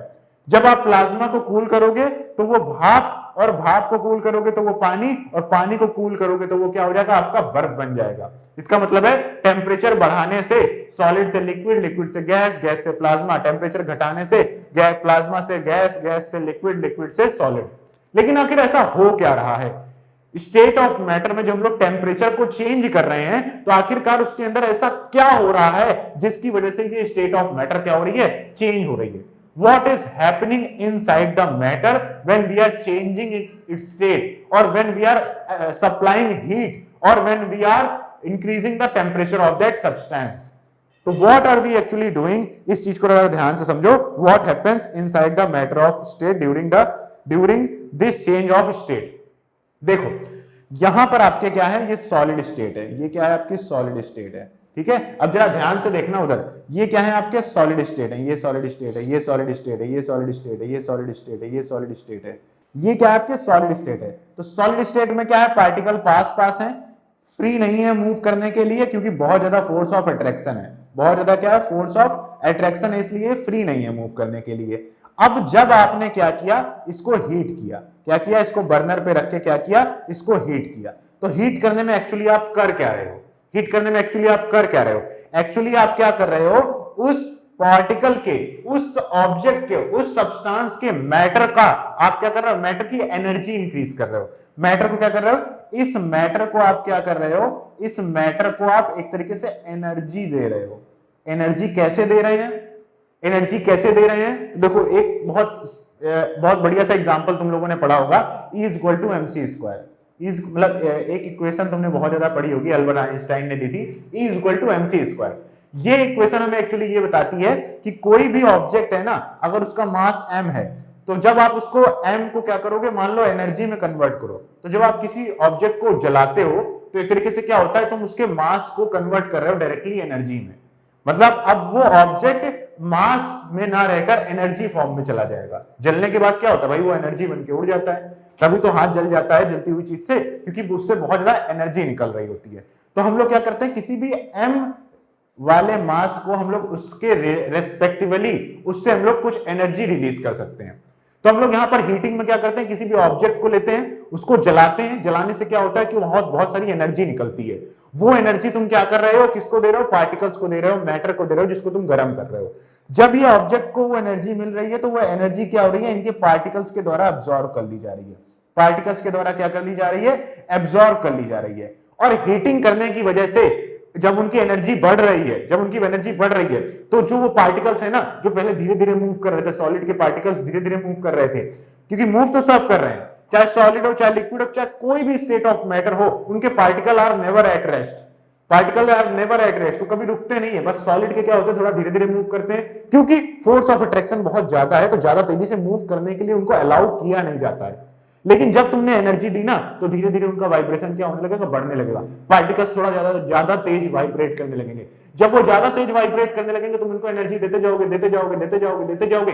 एक ऐसा टेम्परेचर आएगा, हीट देते देते देते देते एक ऐसा टेम्परेचर आएगा, जिस टेम्परेचर पर जो फोर्स ऑफ अट्रैक्शन है उसको वो ओवरकम कर जाएंगे पार्टिकल्स. ये पार्टिकल्स जो मूव करेंगे ना, मूव करते करते आसपास वाले पार्टिकल्स के फोर्स ऑफ अट्रैक्शन को क्या करेंगे, ओवरकम कर देंगे.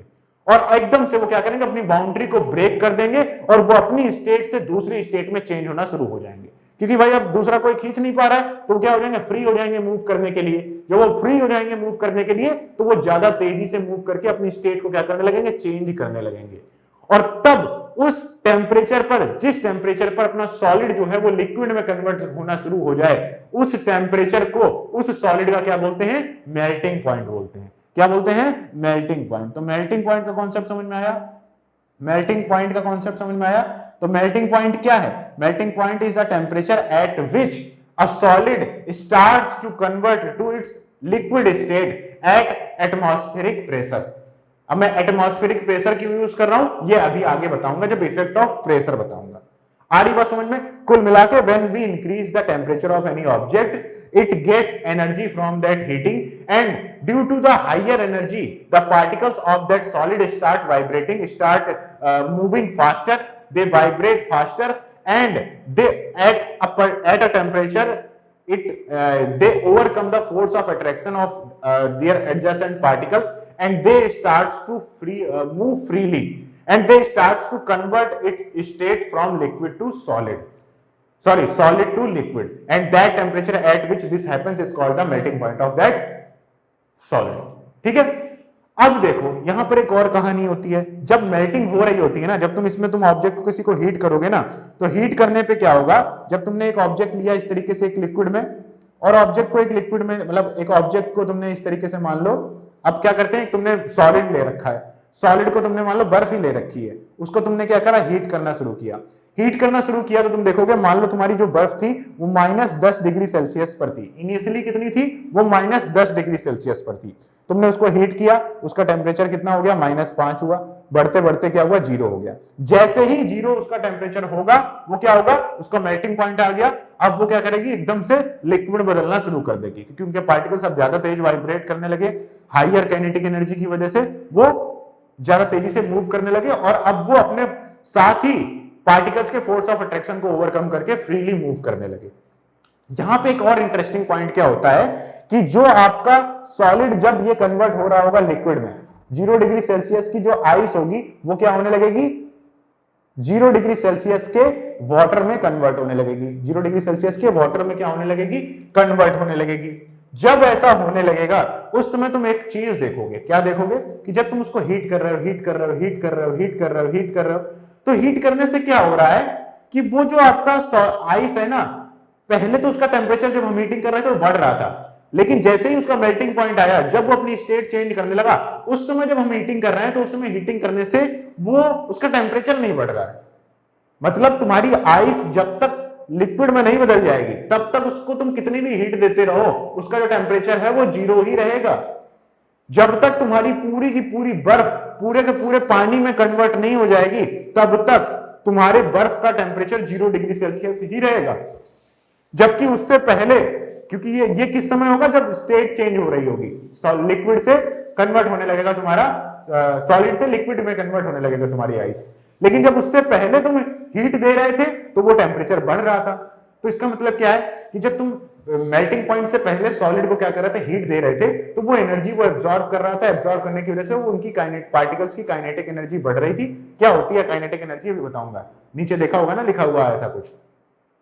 तो पार्टिकल्स को एनर्जी मिल रही थी, उस एनर्जी की वजह से वो तेजी से वाइब्रेट करने लग रहे थे, तो उनका टेम्परेचर क्या हो रहा था, बढ़ रहा था। लेकिन मेल्टिंग पॉइंट में वो एनर्जी कहां जा रही है, जो हम टेम्परेचर दे रहे हैं, तो एक्चुअली क्या होता है मेल्टिंग पॉइंट में, जो आपके पार्टिकल्स है ना, वो पार्टिकल क्या करेंगे, जो जिस समय आपका ये मेल्टिंग हो रही होगी उस समय क्या होगा, या फिर जिसे फ्यूजन भी बोलते हैं सॉलिड्स के लिए, है ना, तो जिस समय आपका जो सॉलिड मेल्ट हो रहा होगा या सॉलिड जो फ्यूज हो रहा होगा, उस समय क्या होगा, जो एनर्जी आप दे रहे होगे ना, वो एनर्जी वो उनके पार्टिकल्स क्या करेंगे, एब्सॉर्ब कर लेंगे as a latent heat. As a क्या, एज अ लेटेंट हीट। हर ऑब्जेक्ट को लिक्विड से सॉलिड से लिक्विड में कन्वर्ट होने के लिए एक सफिशिएंट एनर्जी चाहिए होती है। देखो 0 डिग्री सेल्सियस की बर्फ है, अगर तुम 0 डिग्री सेल्सियस की बर्फ को 0 डिग्री सेल्सियस के वाटर में कन्वर्ट करना चाहते हो, तो 0 डिग्री सेल्सियस के बर्फ को 0 डिग्री सेल्सियस के वाटर में कन्वर्ट करने के लिए कुछ ना कुछ उन्हें एनर्जी देनी पड़ेगी, तभी वो कन्वर्ट होंगे। ये जो फेज ट्रांजिशन हो रहा है ना, इस फेज ट्रांजिशन के लिए भी पार्टिकल्स को एनर्जी चाहिए, और जब तक ये फेज ट्रांजिशन होगा ना, तब तक टेम्परेचर नहीं चेंज होगा, क्योंकि ये आइस के पार्टिकल क्या होंगे ना, एनर्जी को लेकर खा जाएंगे, अपने अंदर एब्सॉर्ब कर लेंगे, और उसके बाद वो लिक्विड में कन्वर्ट होंगे। क्योंकि भाई देखो, जो लिक्विड है ना, लिक्विड के पार्टिकल्स की एनर्जी ज्यादा होती है एज कंपेयर टू सॉलिड। ये बात हम लोगों को पता है, क्योंकि लिक्विड के पार्टिकल ज्यादा तेज मूव करते हैं, सॉलिड के पार्टिकल धीरे धीरे मूव करते हैं। इसीलिए हम कह सकते हैं कि जो लिक्विड के पार्टिकल्स है उनकी एनर्जी ज्यादा होती है, सॉलिड के पार्टिकल्स की एनर्जी कम होती है एट द सेम टेम्परेचर, अगर दोनों का टेम्परेचर सेम हो। ठीक है, तो इसका मतलब हो गया कि अगर तुम सॉलिड को लिक्विड में कन्वर्ट करना चाहते हो, तो इसकी एनर्जी तो कम है, इसकी एनर्जी जो ज्यादा है, तो इसको पहले उतनी एनर्जी देनी पड़ेगी ना, ताकि ये लिक्विड की एनर्जी के बराबर आ सके। तो यही जो एनर्जी होती है, यही जो एनर्जी जब सॉलिड को लिक्विड में कन्वर्ट होने के लिए जो एनर्जी चाहिए होती है, उसे ही क्या कहते हैं, latent heat of that fusion, या लेटेंट हीट ऑफ मेल्टिंग, या latent heat of fusion of any solid. आ रही बात समझ में इतनी क्लियर? तो लेटेंट वर्ड का ही मतलब होता है छुपा हुआ। तो लेटेंट हीट का भी मतलब क्या होता है कि वो एनर्जी क्या हो जाती है, एक तरीके से उन पार्टिकल्स के अंदर छुप जाती है। तो इससे हमें एक बात और समझ में आ गई कि सेम टेम्परेचर पर अगर एक सॉलिड हो और एक अगर लिक्विड हो, तो किसके पार्टिकल्स की एनर्जी ज्यादा होगी, लिक्विड के पार्टिकल्स की एनर्जी ज्यादा होगी। आ रही बात समझ में? इससे एनसीईआरटी ने तुम्हारा क्वेश्चन भी दे रखा है, तुम्हारी एनसीईआरटी में, उसको भी डिस्कस करेंगे। इतनी बात क्लियर समझ में आ गई? तो लेटेंट हीट समझ में आ गई, मेल्टिंग पॉइंट समझ में आ गया, चेंज करने से किस तरीके से जो आपका स्टेट ऑफ मैटर चेंज होता है वो भी आपको समझ में आ गया। अब सिमिलरली लिक्विड से गैस के लिए भी यही होगा, पार्टिकल की एनर्जी बढ़ेगी, बॉइलिंग पॉइंट आने पर टेम्परेचर लिक्विड के पार्टिकल्स जो होंगे वो इतनी एनर्जी पा लेंगे कि वो सरफेस को छोड़कर बाहर उड़ने लगेंगे, फोर्स ऑफ अट्रैक्शन को ओवरकम कर जाएंगे और क्या होने लगेगा? इवेपोराइजेशन होने लगेगा, या फिर क्या कहते हैं, बॉइलिंग होने लगेगी। और जिस टेम्परेचर पर ये बॉइलिंग होगी उसे क्या कहेंगे? Boiling temperature. और क्या कहते हैं, ये बॉइलिंग टेम्परेचर हो गया, फिर बॉइलिंग पॉइंट हो गया उस लिक्विड का। ठीक है, एक बात तो ये हो गई। और 100 डिग्री सेल्सियस पर जब वाटर को तुम गर्म करोगे ना, तो जब तक तुम्हारा पूरा का पूरा पानी पूरे के पूरे भाप में नहीं बदल जाएगा तब तक उसका टेम्परेचर भी 100 डिग्री सेल्सियस ही रहेगा। तो उस समय जो एनर्जी एब्जॉर्ब कर ली जा रही होगी वो लेटेंट हीट ऑफ वेपराइजेशन कहलाएगी। वो लेटेंट हीट है वही कि लिक्विड अब कन्वर्ट होकर सॉलिड में, लिक्विड अब गैस में कन्वर्ट होना चाहते हैं, तो वो एनर्जी एब्जॉर्ब करके गैसियस पार्टिकल में चेंज होना चाहते हैं। तो 100 डिग्री सेल्सियस पर जो तुम एनर्जी दे रहे होगे वो पार्टिकल्स, लिक्विड के पार्टिकल्स एब्जॉर्ब कर रहे हैं उस एनर्जी को और उस एनर्जी के साथ क्या कर रहे हैं? गैसियस स्टेट में चले जा रहे हैं। आ रही बात समझ में? इतनी भी क्लियर? नहीं आ रही तो वीडियो को पीछे करके थोड़ा सा और एक बार सुन लो, बाकी आगे मैं बता रहा हूं वहां पर तुम्हें धीरे धीरे समझ में आ जाएगा। आ रही? ठीक है बात। चलो अब नेक्स्ट बढ़ते हैं आगे कि काइनेटिक एनर्जी क्या है। ठीक है, काइनेटिक एनर्जी के बारे में देखो मैंने तुम्हारे लिए असाइनमेंट लिख दिया है कि on increasing the temperature the kinetic energy of particle increases due to increase of kinetic energy the particle start vibrating with a greater speed the energy supplied by heat overcome the force of attraction between particles and the particle leave their fixed position and start moving more freely. A stage is reached when the solid melts to a liquid. ठीक है, और that temperature is called, वही जो मैंने तुमको समझाया वो मैंने यहां पर लिख दिया। ठीक है, काइनेटिक एनर्जी की बात करें क्या होती है? कई लोग पूछते हैं भाई काइनेटिक एनर्जी नहीं समझ में आया। तो काइनेटिक एनर्जी कुल मिला के मतलब किसी मूविंग ऑब्जेक्ट की क्या है?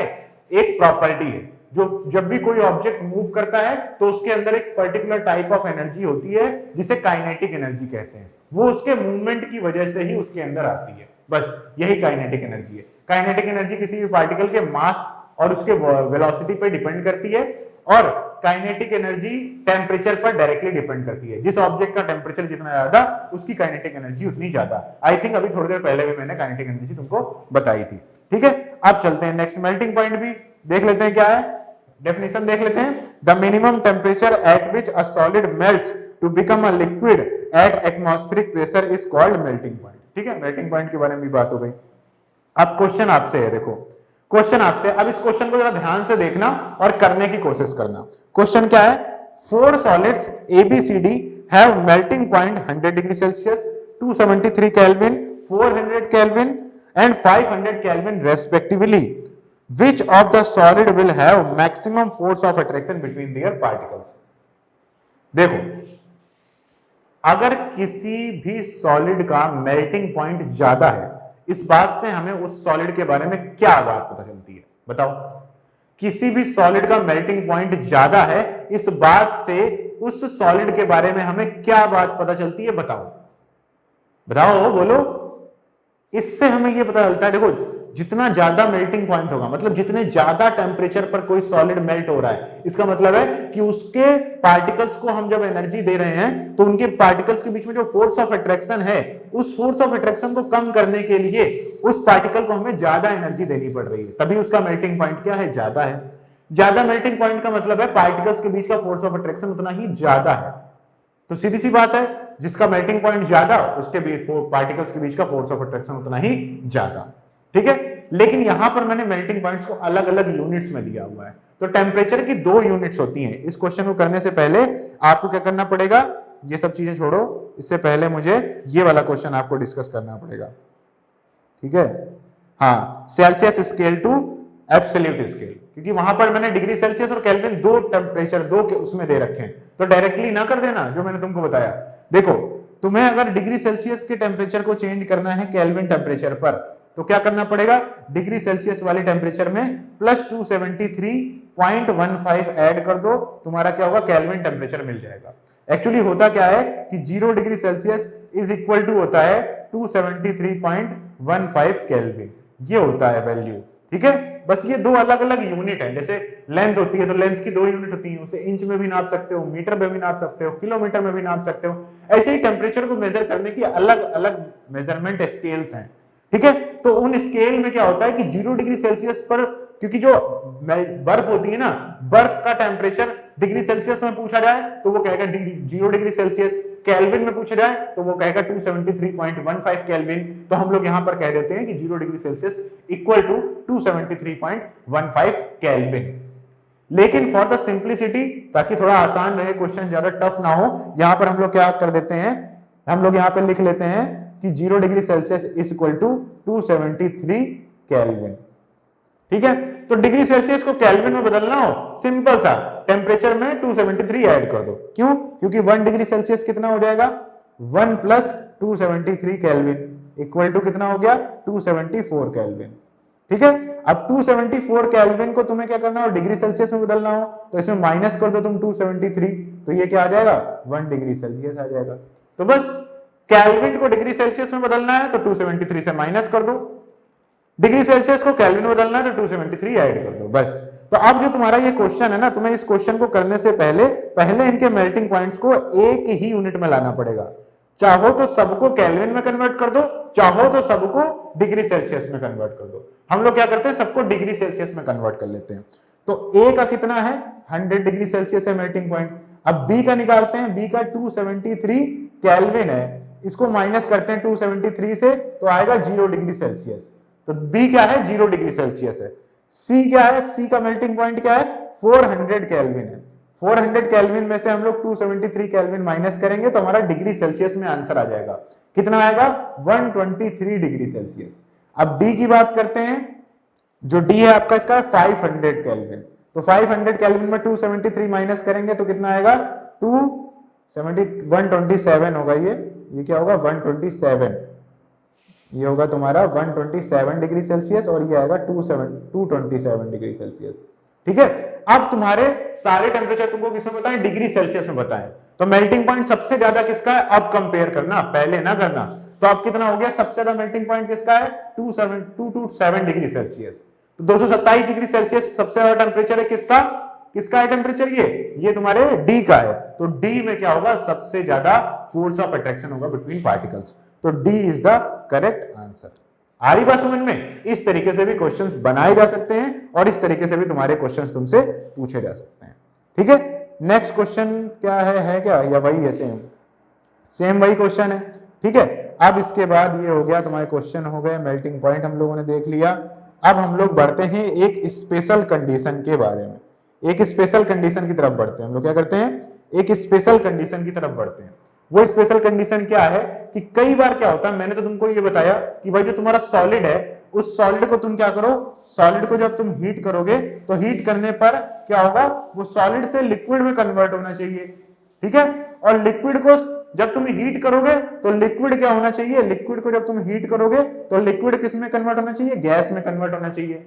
लेकिन यहां पर कुछ ऐसे सॉलिड्स भी होते हैं जिनको अगर आप हीट करो ना तो वो डायरेक्टली क्या होते हैं, लिक्विड से, इसको अगर तुम हीट करोगे तो डायरेक्टली क्या होते हैं, डायरेक्टली आप वो सॉलिड से क्या होते हैं, ये लाइटिंग राइट स्पेलिंग गलत लिख दी, डायरेक्टली वो क्या होते हैं, डायरेक्टली क्या होते हैं, तुम्हारे सॉलिड से गैस में कन्वर्ट हो जाते हैं।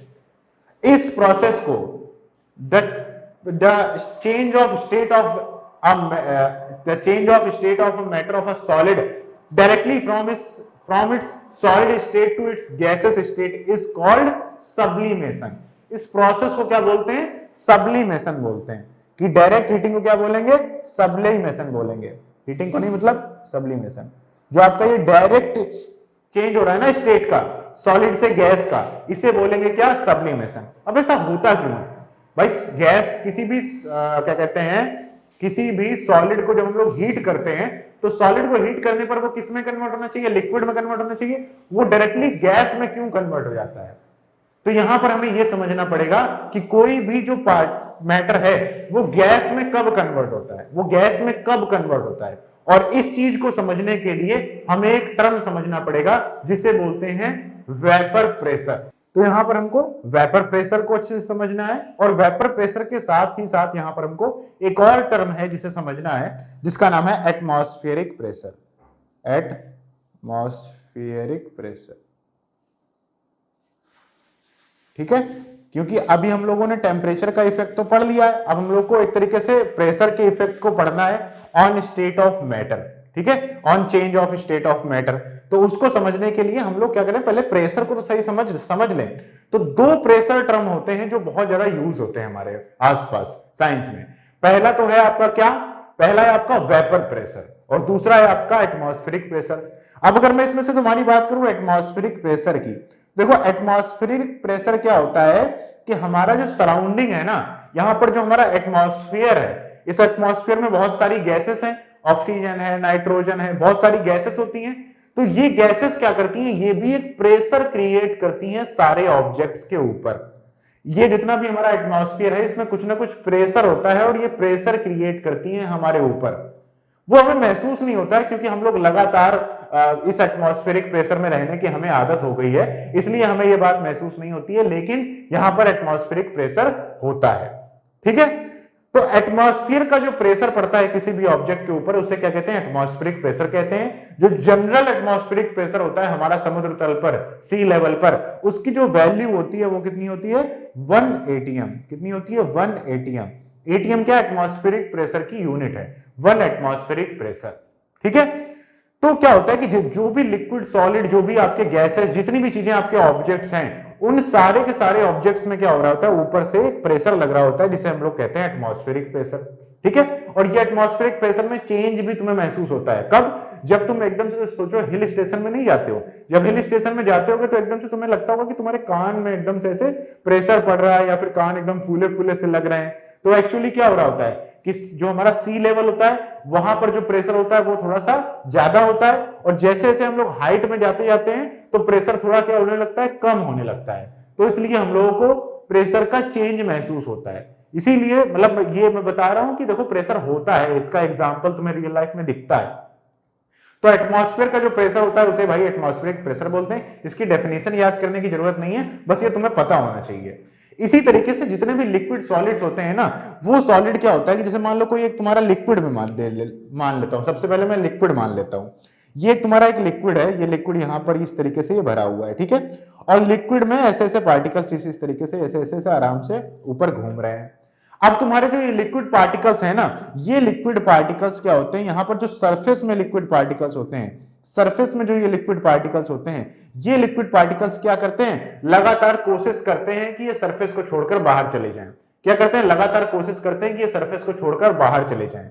जब हम लोग और क्या करते हैं, ये बाहर की तरफ एक तरीके से बाहर निकलने की कोशिश लगातार करते रहते हैं, बाहर निकलने की कोशिश करते रहते हैं। और कुछ पार्टिकल्स पानी के जो हवा में है वो कोशिश करते रहते हैं पानी के अंदर आने की, ठीक है। तो जीतता कौन है, ऊपर से जो पानी के पार्टिकल्स, पानी मतलब जो ऊपर एयर में वाटर पार्टिकल्स हैं, वो पानी के अंदर आने की कोशिश किस वजह से कर रहे हैं, क्योंकि एटमॉस्फेयर प्रेशर लगा रहा है।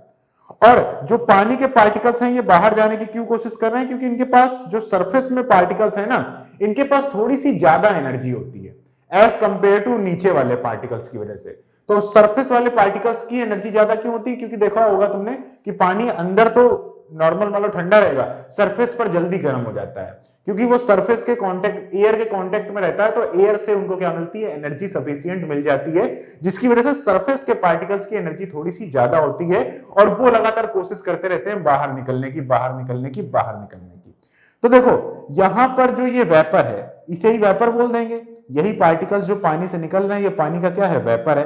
तो ये जो पानी के पार्टिकल्स होते हैं, ये जब वेपर के फॉर्म में एटमॉस्फेयर की तरफ जाने की कोशिश करते हैं, तो वो जो प्रेशर क्रिएट करते हैं इस एटमॉस्फेरिक प्रेशर के against, the pressure created by the vapor of any substance against the atmospheric pressure is called the vapor pressure of that solid, liquid or gas. Okay ये बात समझ में आ गई। तो वेपर प्रेशर क्या होता है, एटमॉस्फेरिक प्रेशर क्या होता है। तो देखो क्या होता है कि कुछ ऐसे सॉलिड्स होते हैं, कुछ, अब रुको, अभी फिर जाओ, रुक जाओ रुक जाओ रुक जाओ रुक जाओ रुक जाओ रुक जाओ रुक जाओ। अभी यहां पर एक और चीज समझ लेते हैं लगे हाथ, क्या कि जो आपका बॉइलिंग पॉइंट होता है, जो आपका बॉइलिंग पॉइंट होता है, बॉइलिंग पॉइंट जो होता है एक्चुअली इसे अगर हम लोग प्रेशर के टर्म में समझने की कोशिश करें तो temperature at which the vapour pressure of any liquid becomes equal to the atmospheric pressure, that temperature is called boiling point of that liquid. देखो तुम क्या कर रहे हो, तुम लगातार किसी लिक्विड को हीट कर रहे हो। लगातार जब तुम किसी लिक्विड को हीट करते जाओगे तो उसके पार्टिकल्स को एनर्जी देते जाओगे, तो पार्टिकल्स क्या होंगे, वेपर के फॉर्म में उस लिक्विड से क्या होने लगेंगे, निकलने लगेंगे। और निकलने लगेंगे इसका मतलब उसके वेपर्स का जो प्रेशर होगा एटमॉस्फेरिक प्रेशर की तरफ, वो क्या होने लगेगा, बढ़ने लगेगा। तो नॉर्मली जो आपका एटमॉस्फेरिक प्रेशर है उसकी वैल्यू है मान लो 1 atm, और तुम्हारा जो लिक्विड है उससे जो वेपर निकल रही है उस वेपर का जो प्रेशर है वो स्टार्टिंग में है मान लो 0.1 atm। जब तुमने उसको हीट करना शुरू किया तो इसकी वैल्यू लगातार बढ़ेगी 0.1 atm से 0.2, 0.3, 0.4, 0.5, और एक ऐसा टेम्परेचर आएगा जिस टेम्परेचर पर आपके लिक्विड का वेपर प्रेशर और एटमॉस्फेयर का जो एटमॉस्फेरिक प्रेशर होगा वो आपस में क्या हो जाएगा, इक्वल हो जाएगा। जब ऐसा हो जाएगा ना तब सारे के सारे पार्टिकल बड़े ही आसानी से लिक्विड छोड़ के बाहर जाने लगेंगे, क्योंकि भाई अब ऊपर से उतना प्रेशर नहीं है, पहले ऊपर से प्रेशर ज्यादा था और लिक्विड के पार्टिकल्स बाहर निकल रहे थे, इनका प्रेशर कम था, तो इस वजह से सबके सब दबे हुए थे, सबके सब लिक्विड स्टेट में ही थे। लेकिन जब दोनों का प्रेशर इक्वल हो गया तो अब आवाजाही कहीं भी हो सकती है, तो अब सारे के सारे लिक्विड के पार्टिकल्स क्या होने लगते हैं, हवा में जाने लगते हैं। तो इसलिए क्या होता है, और उसी टेम्परेचर पर क्या होने लगता है, बॉइलिंग होने लगती है, वेपराइजेशन होने लगता है। तो वो टेम्परेचर जिसमें एटमॉस्फेरिक प्रेशर की वैल्यू किसके बराबर हो जाए, आपके लिक्विड के वेपर प्रेशर के बराबर हो जाए, या फिर मतलब आपके लिक्विड का वेपर प्रेशर एटमॉस्फेरिक प्रेशर के बराबर हो जाए, आपके लिक्विड के लिए वो जो टेम्परेचर होगा वही क्या कहलाएगा, बॉइलिंग पॉइंट कहलाएगा। तो ये बॉइलिंग पॉइंट की डेफिनेशन होती है on the reference of pressure. ठीक है, अब देखो एक्चुअली होता क्या है। अब तो जो तुम्हारा सॉलिड है, कुछ ऐसे सॉलिड्स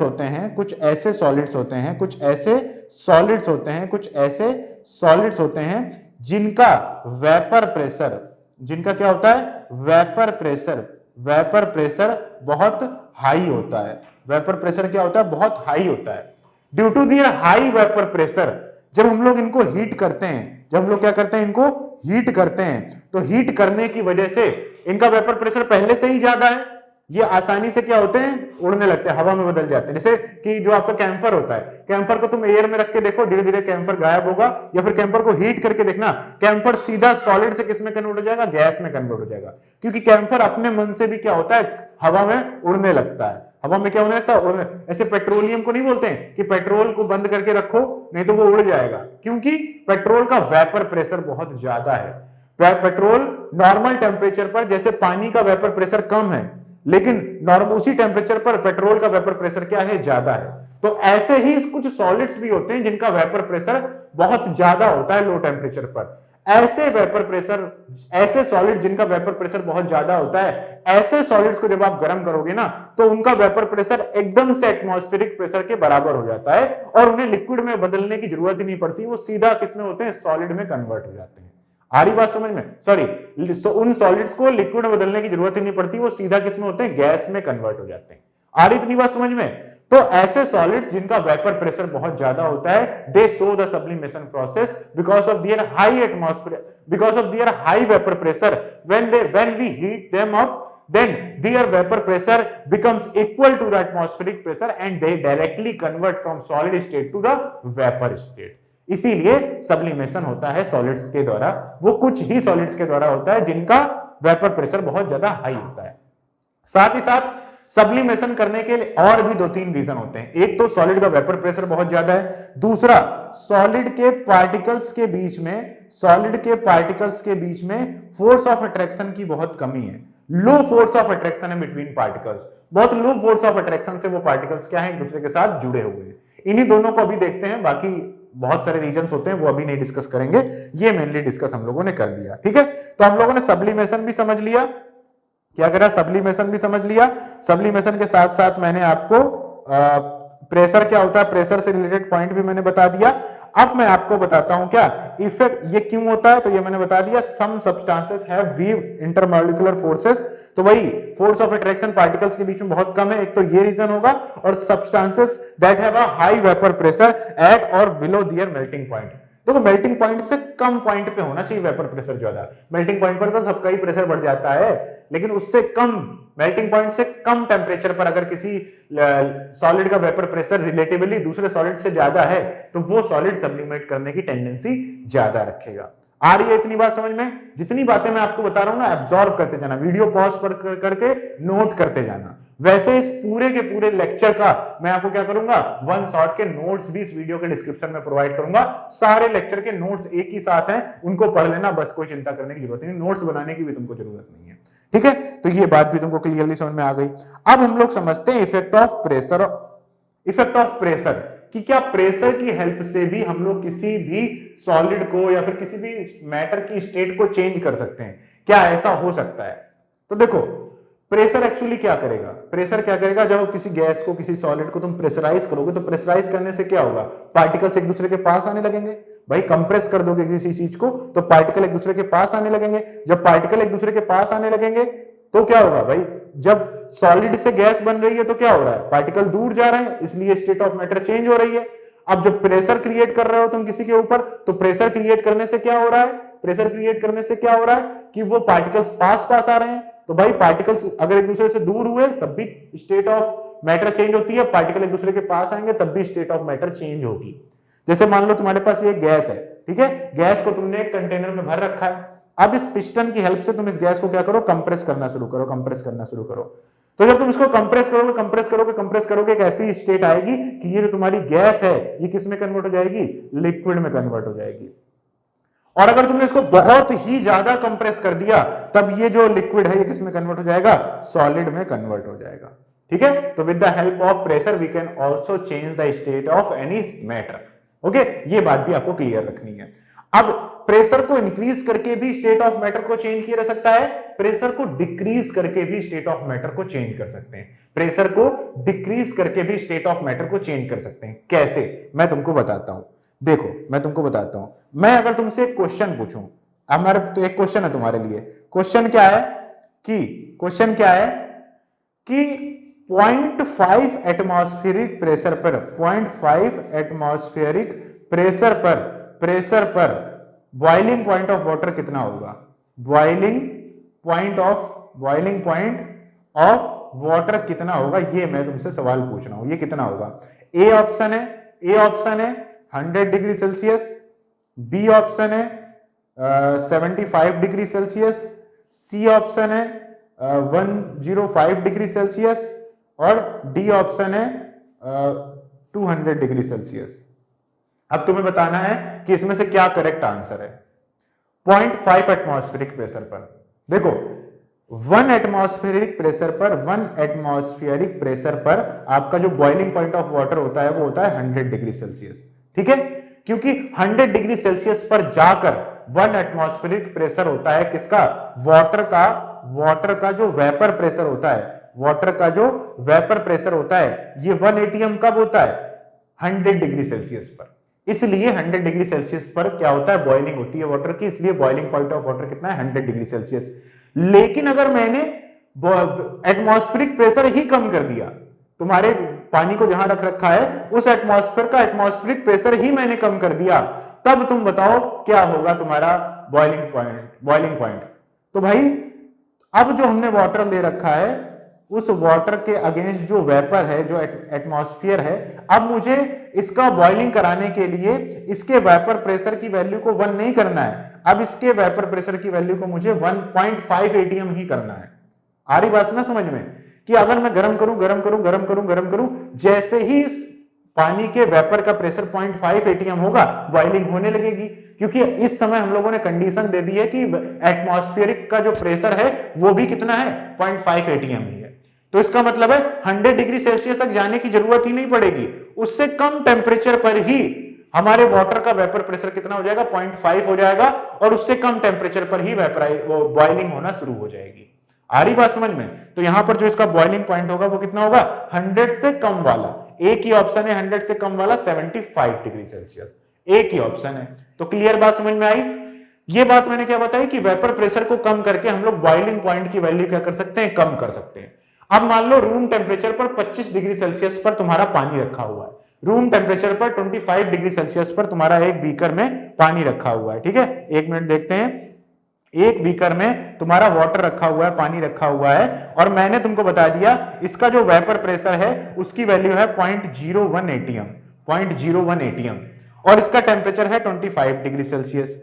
मैं तुमसे कहूं कि तुम्हें इसे क्या करना है, बॉयल करना है, तुम्हें क्या करना है, इसको बॉयल करना है। तो दो रास्ते हैं तुम्हारे पास, या तो इसको हीट करो, हीटिंग से क्या होगा, इसका जो वेपर प्रेशर है 0.01 से बढ़ बढ़ के 1 एटीएम हो जाएगा, और जैसे ही 1 एटीएम होगा 100 डिग्री सेल्सियस पर होगा ये, और यहां पर क्या होगी, बॉइलिंग होना शुरू हो जाएगी।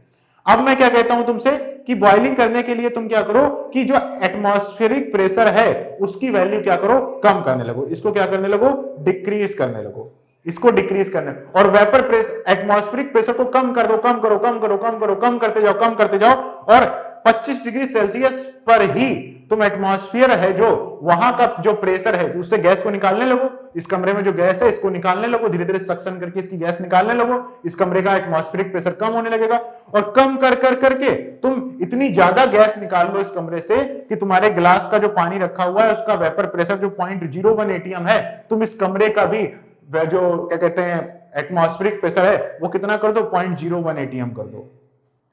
तो भी उस कंडीशन पे क्या होगा, vapour pressure of that liquid and atmospheric pressure क्या हो जाएगा, इक्वल हो जाएगा, और 25 डिग्री सेल्सियस पर ही क्या होने लगेगी, बॉइलिंग होने लगेगी।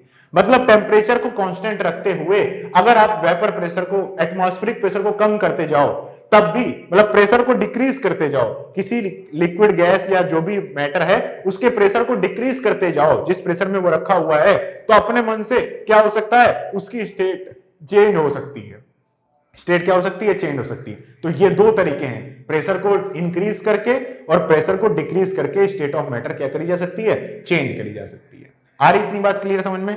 अब एक लास्ट तुम्हारे चैप्टर का एक लास्ट क्या कहते हैं टॉपिक है, वो क्या है, वेपराइजेशन। वो क्या है, वेपराइजेशन। अब ये सब क्वेश्चंस है, कुछ पूछ रहा है physical state of water at, देखो 250 डिग्री सेल्सियस पर वाटर, जब तुमसे नॉर्मली पूछ ले कि physical state of water at this, तो इसका मतलब है कि वो आपसे पूछ रहा है 1 एटमॉस्फेरिक प्रेशर पर, ठीक है। लेकिन अगर वो तुमसे कंडीशन लगा दे कि 0.5 एटीएम पर बताओ physical state of matter at this temperature, तब तुम्हें पता करना पड़ेगा, तब तुम्हें क्या करना पड़ेगा, पता करना पड़ेगा, ध्यान रखना पड़ेगा जो बातें मैंने तुमको बताई हैं। इसमें कुछ ध्यान देने की जरूरत नहीं है, सीधा क्वेश्चन है, सीधा क्वेश्चन है। नॉर्मल पूछ रहा है physical state of water, 100 degree Celsius पर वाटर क्या होता है, बॉयल होने लगता है। 100 डिग्री सेल्सियस से अगर टेम्परेचर तुमने बढ़ा दिया तो वो वेपर स्टेट में चला जाएगा, 100 डिग्री सेल्सियस से टेम्परेचर तुमने घटा दिया तो वो लिक्विड स्टेट में चला जाएगा, 0 डिग्री सेल्सियस से अगर तुमने उसका टेम्परेचर घटा दिया तो वो सॉलिड स्टेट में चला जाएगा। 250 डिग्री सेल्सियस में गैसेस स्टेट में होगा वाटर, -10 डिग्री सेल्सियस में सॉलिड स्टेट में होगा आपका वाटर। इसके बाद अगर 100 डिग्री सेल्सियस की बात करें तो देखो 100 डिग्री सेल्सियस पे क्या होता है, बॉइलिंग होती है, तो 100 डिग्री सेल्सियस पर वाटर लिक्विड स्टेट में भी होता है और वेपर स्टेट में भी होता है। वेपर भी 100 डिग्री सेल्सियस की हो सकती है, लिक्विड भी 100 डिग्री सेल्सियस का हो सकता है। तो बोथ एग्जिस्ट करेंगे, कोएग्जिस्टेंस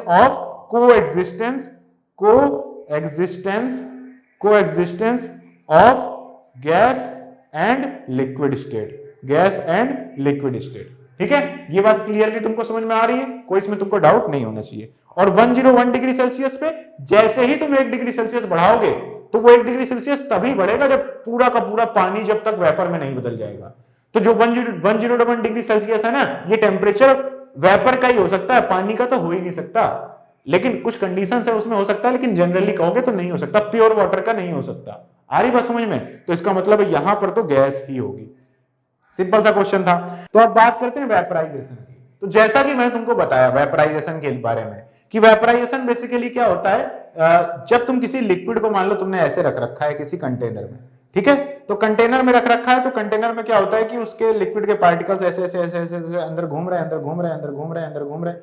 अच्छा, एक बात और मैंने नहीं बताई कि जो तुम्हारा बॉइलिंग होता है ना, वो एक बल्क फेनोमेनन है। बल्क फेनोमेनन का मतलब क्या होता है कि वो इंटायर पूरे मतलब बॉइलिंग हो रही होती है तो पूरे के पूरे पानी के पार्टिकल्स चाहे कहीं पर भी हो, चाहे सरफेस वाले हो, चाहे बिल्कुल जो बॉटम पर पार्टिकल्स हैं वो हो, या फिर तो तुम्हारे वॉल के पास के पार्टिकल्स हैं वो हो, या फिर जो बीच में वाटर के पार्टिकल्स वो हो, सबके सब एक साथ बॉइल होते हैं, सबके सब एकदम से निकलते हैं, हवा में बदल जाते हैं। तो बल्क फेनोमेनन का मतलब होता है कि सब जगह एक साथ हो रहा है, ठीक है। और जो तुम्हारा ये इवेपोरेशन है, ये सरफेस फेनोमेनन है, मतलब ये सिर्फ सरफेस पर ही होता है। इवेपोरेशन कहां पर होता है? सिर्फ सरफेस पर ही होता है। कैसे होता है बताता हूं तुमको। देखो, एक वाटर को तुमने एक बीकर में ले रखा है, ऐसे ले रखा है। तो एक्चुअली क्या होता है, अभी मैंने तुमको बताया कि जो सरफेस पर वाटर के पार्टिकल्स होंगे, इनकी एनर्जी रिलेटिवली अंदर वाले पार्टिकल्स से क्या होती है, थोड़ी सी ज्यादा होती है। क्यों ज्यादा होती है? क्योंकि ये सरफेस में एटमॉस्फेयर के टच में रहने की वजह से बाहर से क्या करते हैं, थोड़ी बहुत एनर्जी एब्जॉर्ब कर लेते हैं, और इन पार्टिकल्स की एनर्जी क्या होती है, रिलेटिवली थोड़ी ज्यादा होती है, जिस वजह से बाई एक्सीडेंट या फिर एक्सीडेंटली ये क्या करते हैं, कभी कभी इनके पास इतनी एनर्जी आ जाती है कि ये सरफेस वाले पार्टिकल्स एकदम से सरफेस को छोड़कर क्या होते हैं, वेपर में कन्वर्ट हो जाते हैं। वेपर में क्या होते हैं, कन्वर्ट हो जाते हैं। तो वेपर में कन्वर्ट होने की वजह से कुछ कुछ जो लिक्विड होगा वो अपने मन से लिक्विड के सतह को छोड़कर, उसकी सरफेस को छोड़कर गैसेस स्टेट में अपने मन से कन्वर्ट हो जाता है। तो उसी को लिखा हुआ है, यही प्रोसेस क्या कहलाती है, वेपराइजेशन कहलाती है, ठीक है। बस इसके बारे में, इसकी जो डेफिनेशन है उसको क्या बोलेंगे, डेफिनेशन क्या है, phenomenon of change of liquid into vapour into at any temperature below its boiling point is called vaporisation. तो वेपराइजेशन क्या होता है कि देखो, बॉइलिंग पर अगर वेपराइजेशन हुआ तो वो तो बॉइलिंग हो गई ना। बॉइलिंग टेम्परेचर पर 100 डिग्री सेल्सियस पर अगर पानी गैस में बदल रहा है तो वो तो इवेपोरेशन नहीं है, वो क्या है, बॉइलिंग ऑफ वाटर है।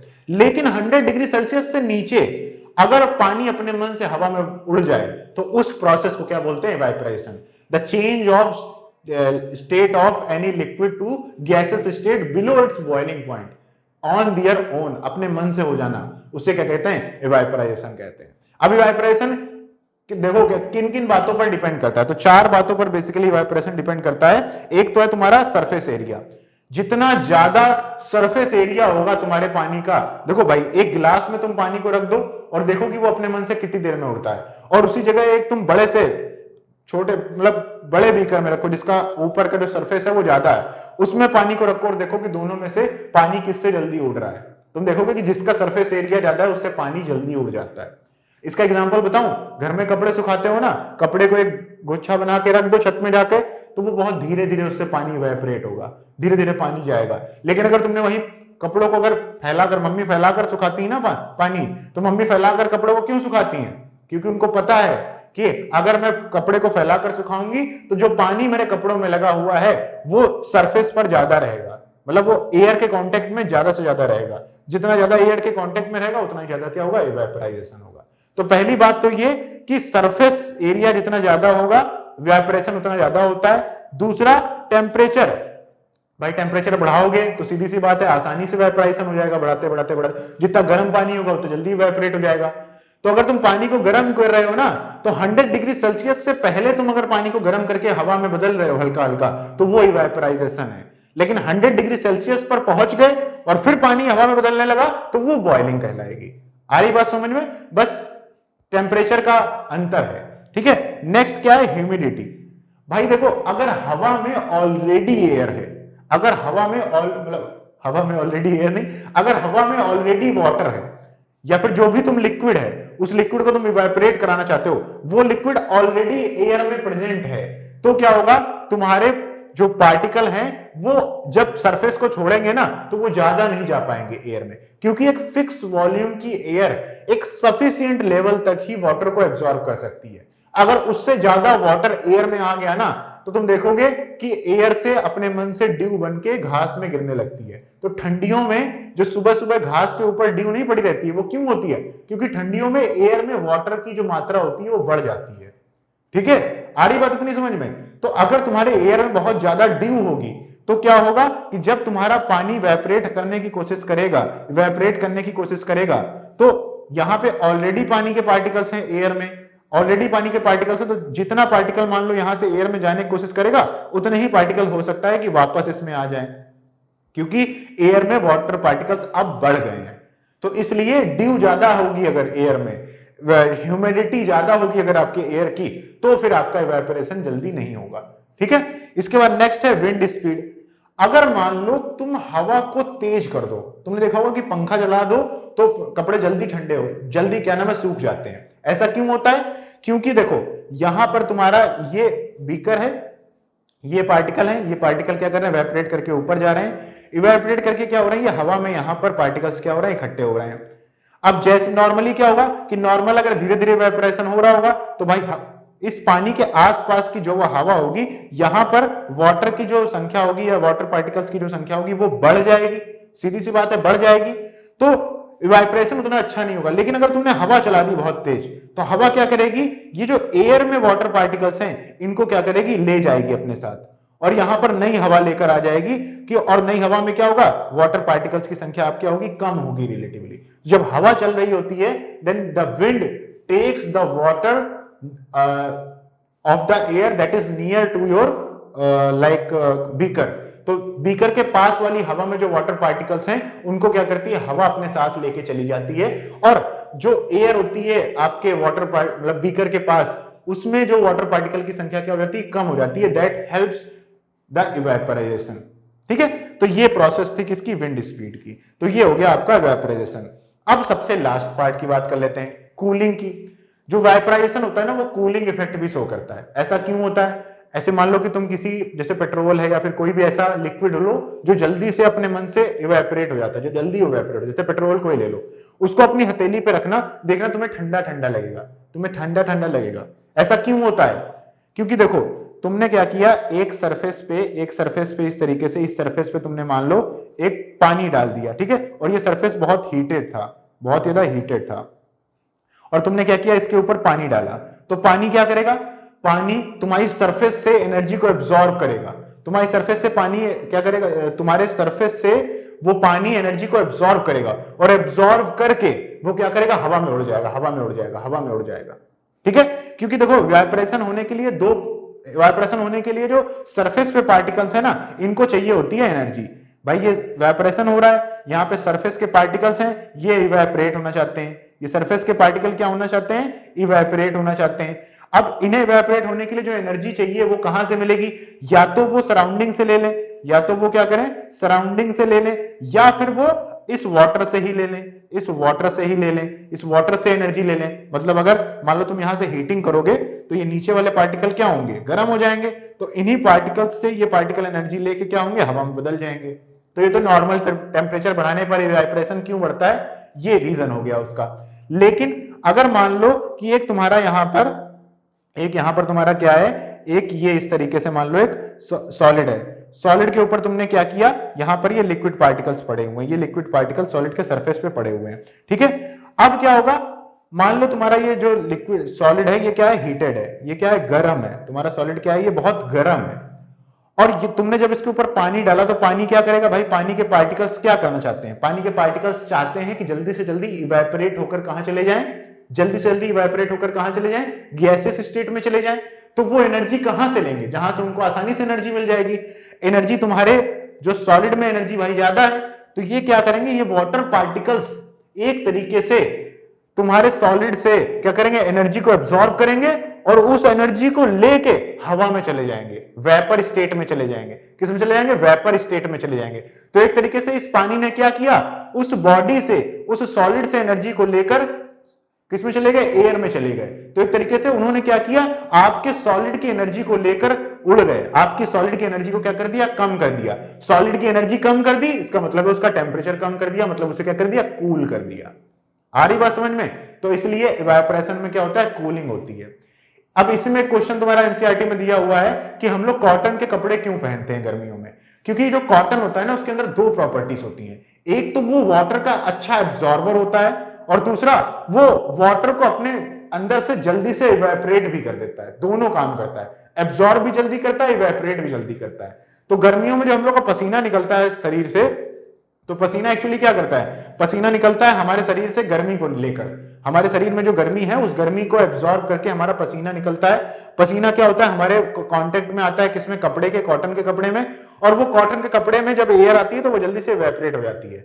तो जितना जल्दी पसीना हमारे शरीर से बाहर निकलेगा, तो पसीना निकल रहा है इसका मतलब क्या कर रहा है, वो पसीना हमारे शरीर से एनर्जी को एब्जॉर्ब करके हवा में निकला जा रहा है, वो पसीना हमारे शरीर से एनर्जी को एब्जॉर्ब करके क्या कर रहा है, हवा में निकला जा रहा है। तो एक्चुअली कर क्या रहा है, वो पानी एक तरीके से हमारे बॉडी से क्या कर रहा है, एनर्जी को बाहर निकाल रहा है, हमारे शरीर को ठंडा रखने की कोशिश कर रहा है।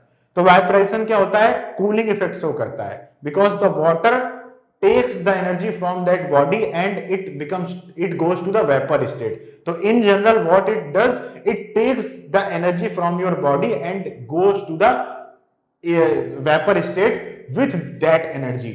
So that the energy of that object decreases, hence the temperature of that increases, hence the cooling effect is shown by the evaporization. आ रही बात समझ में? तो ये हो गया भाई तुम्हारा क्या, evaporization।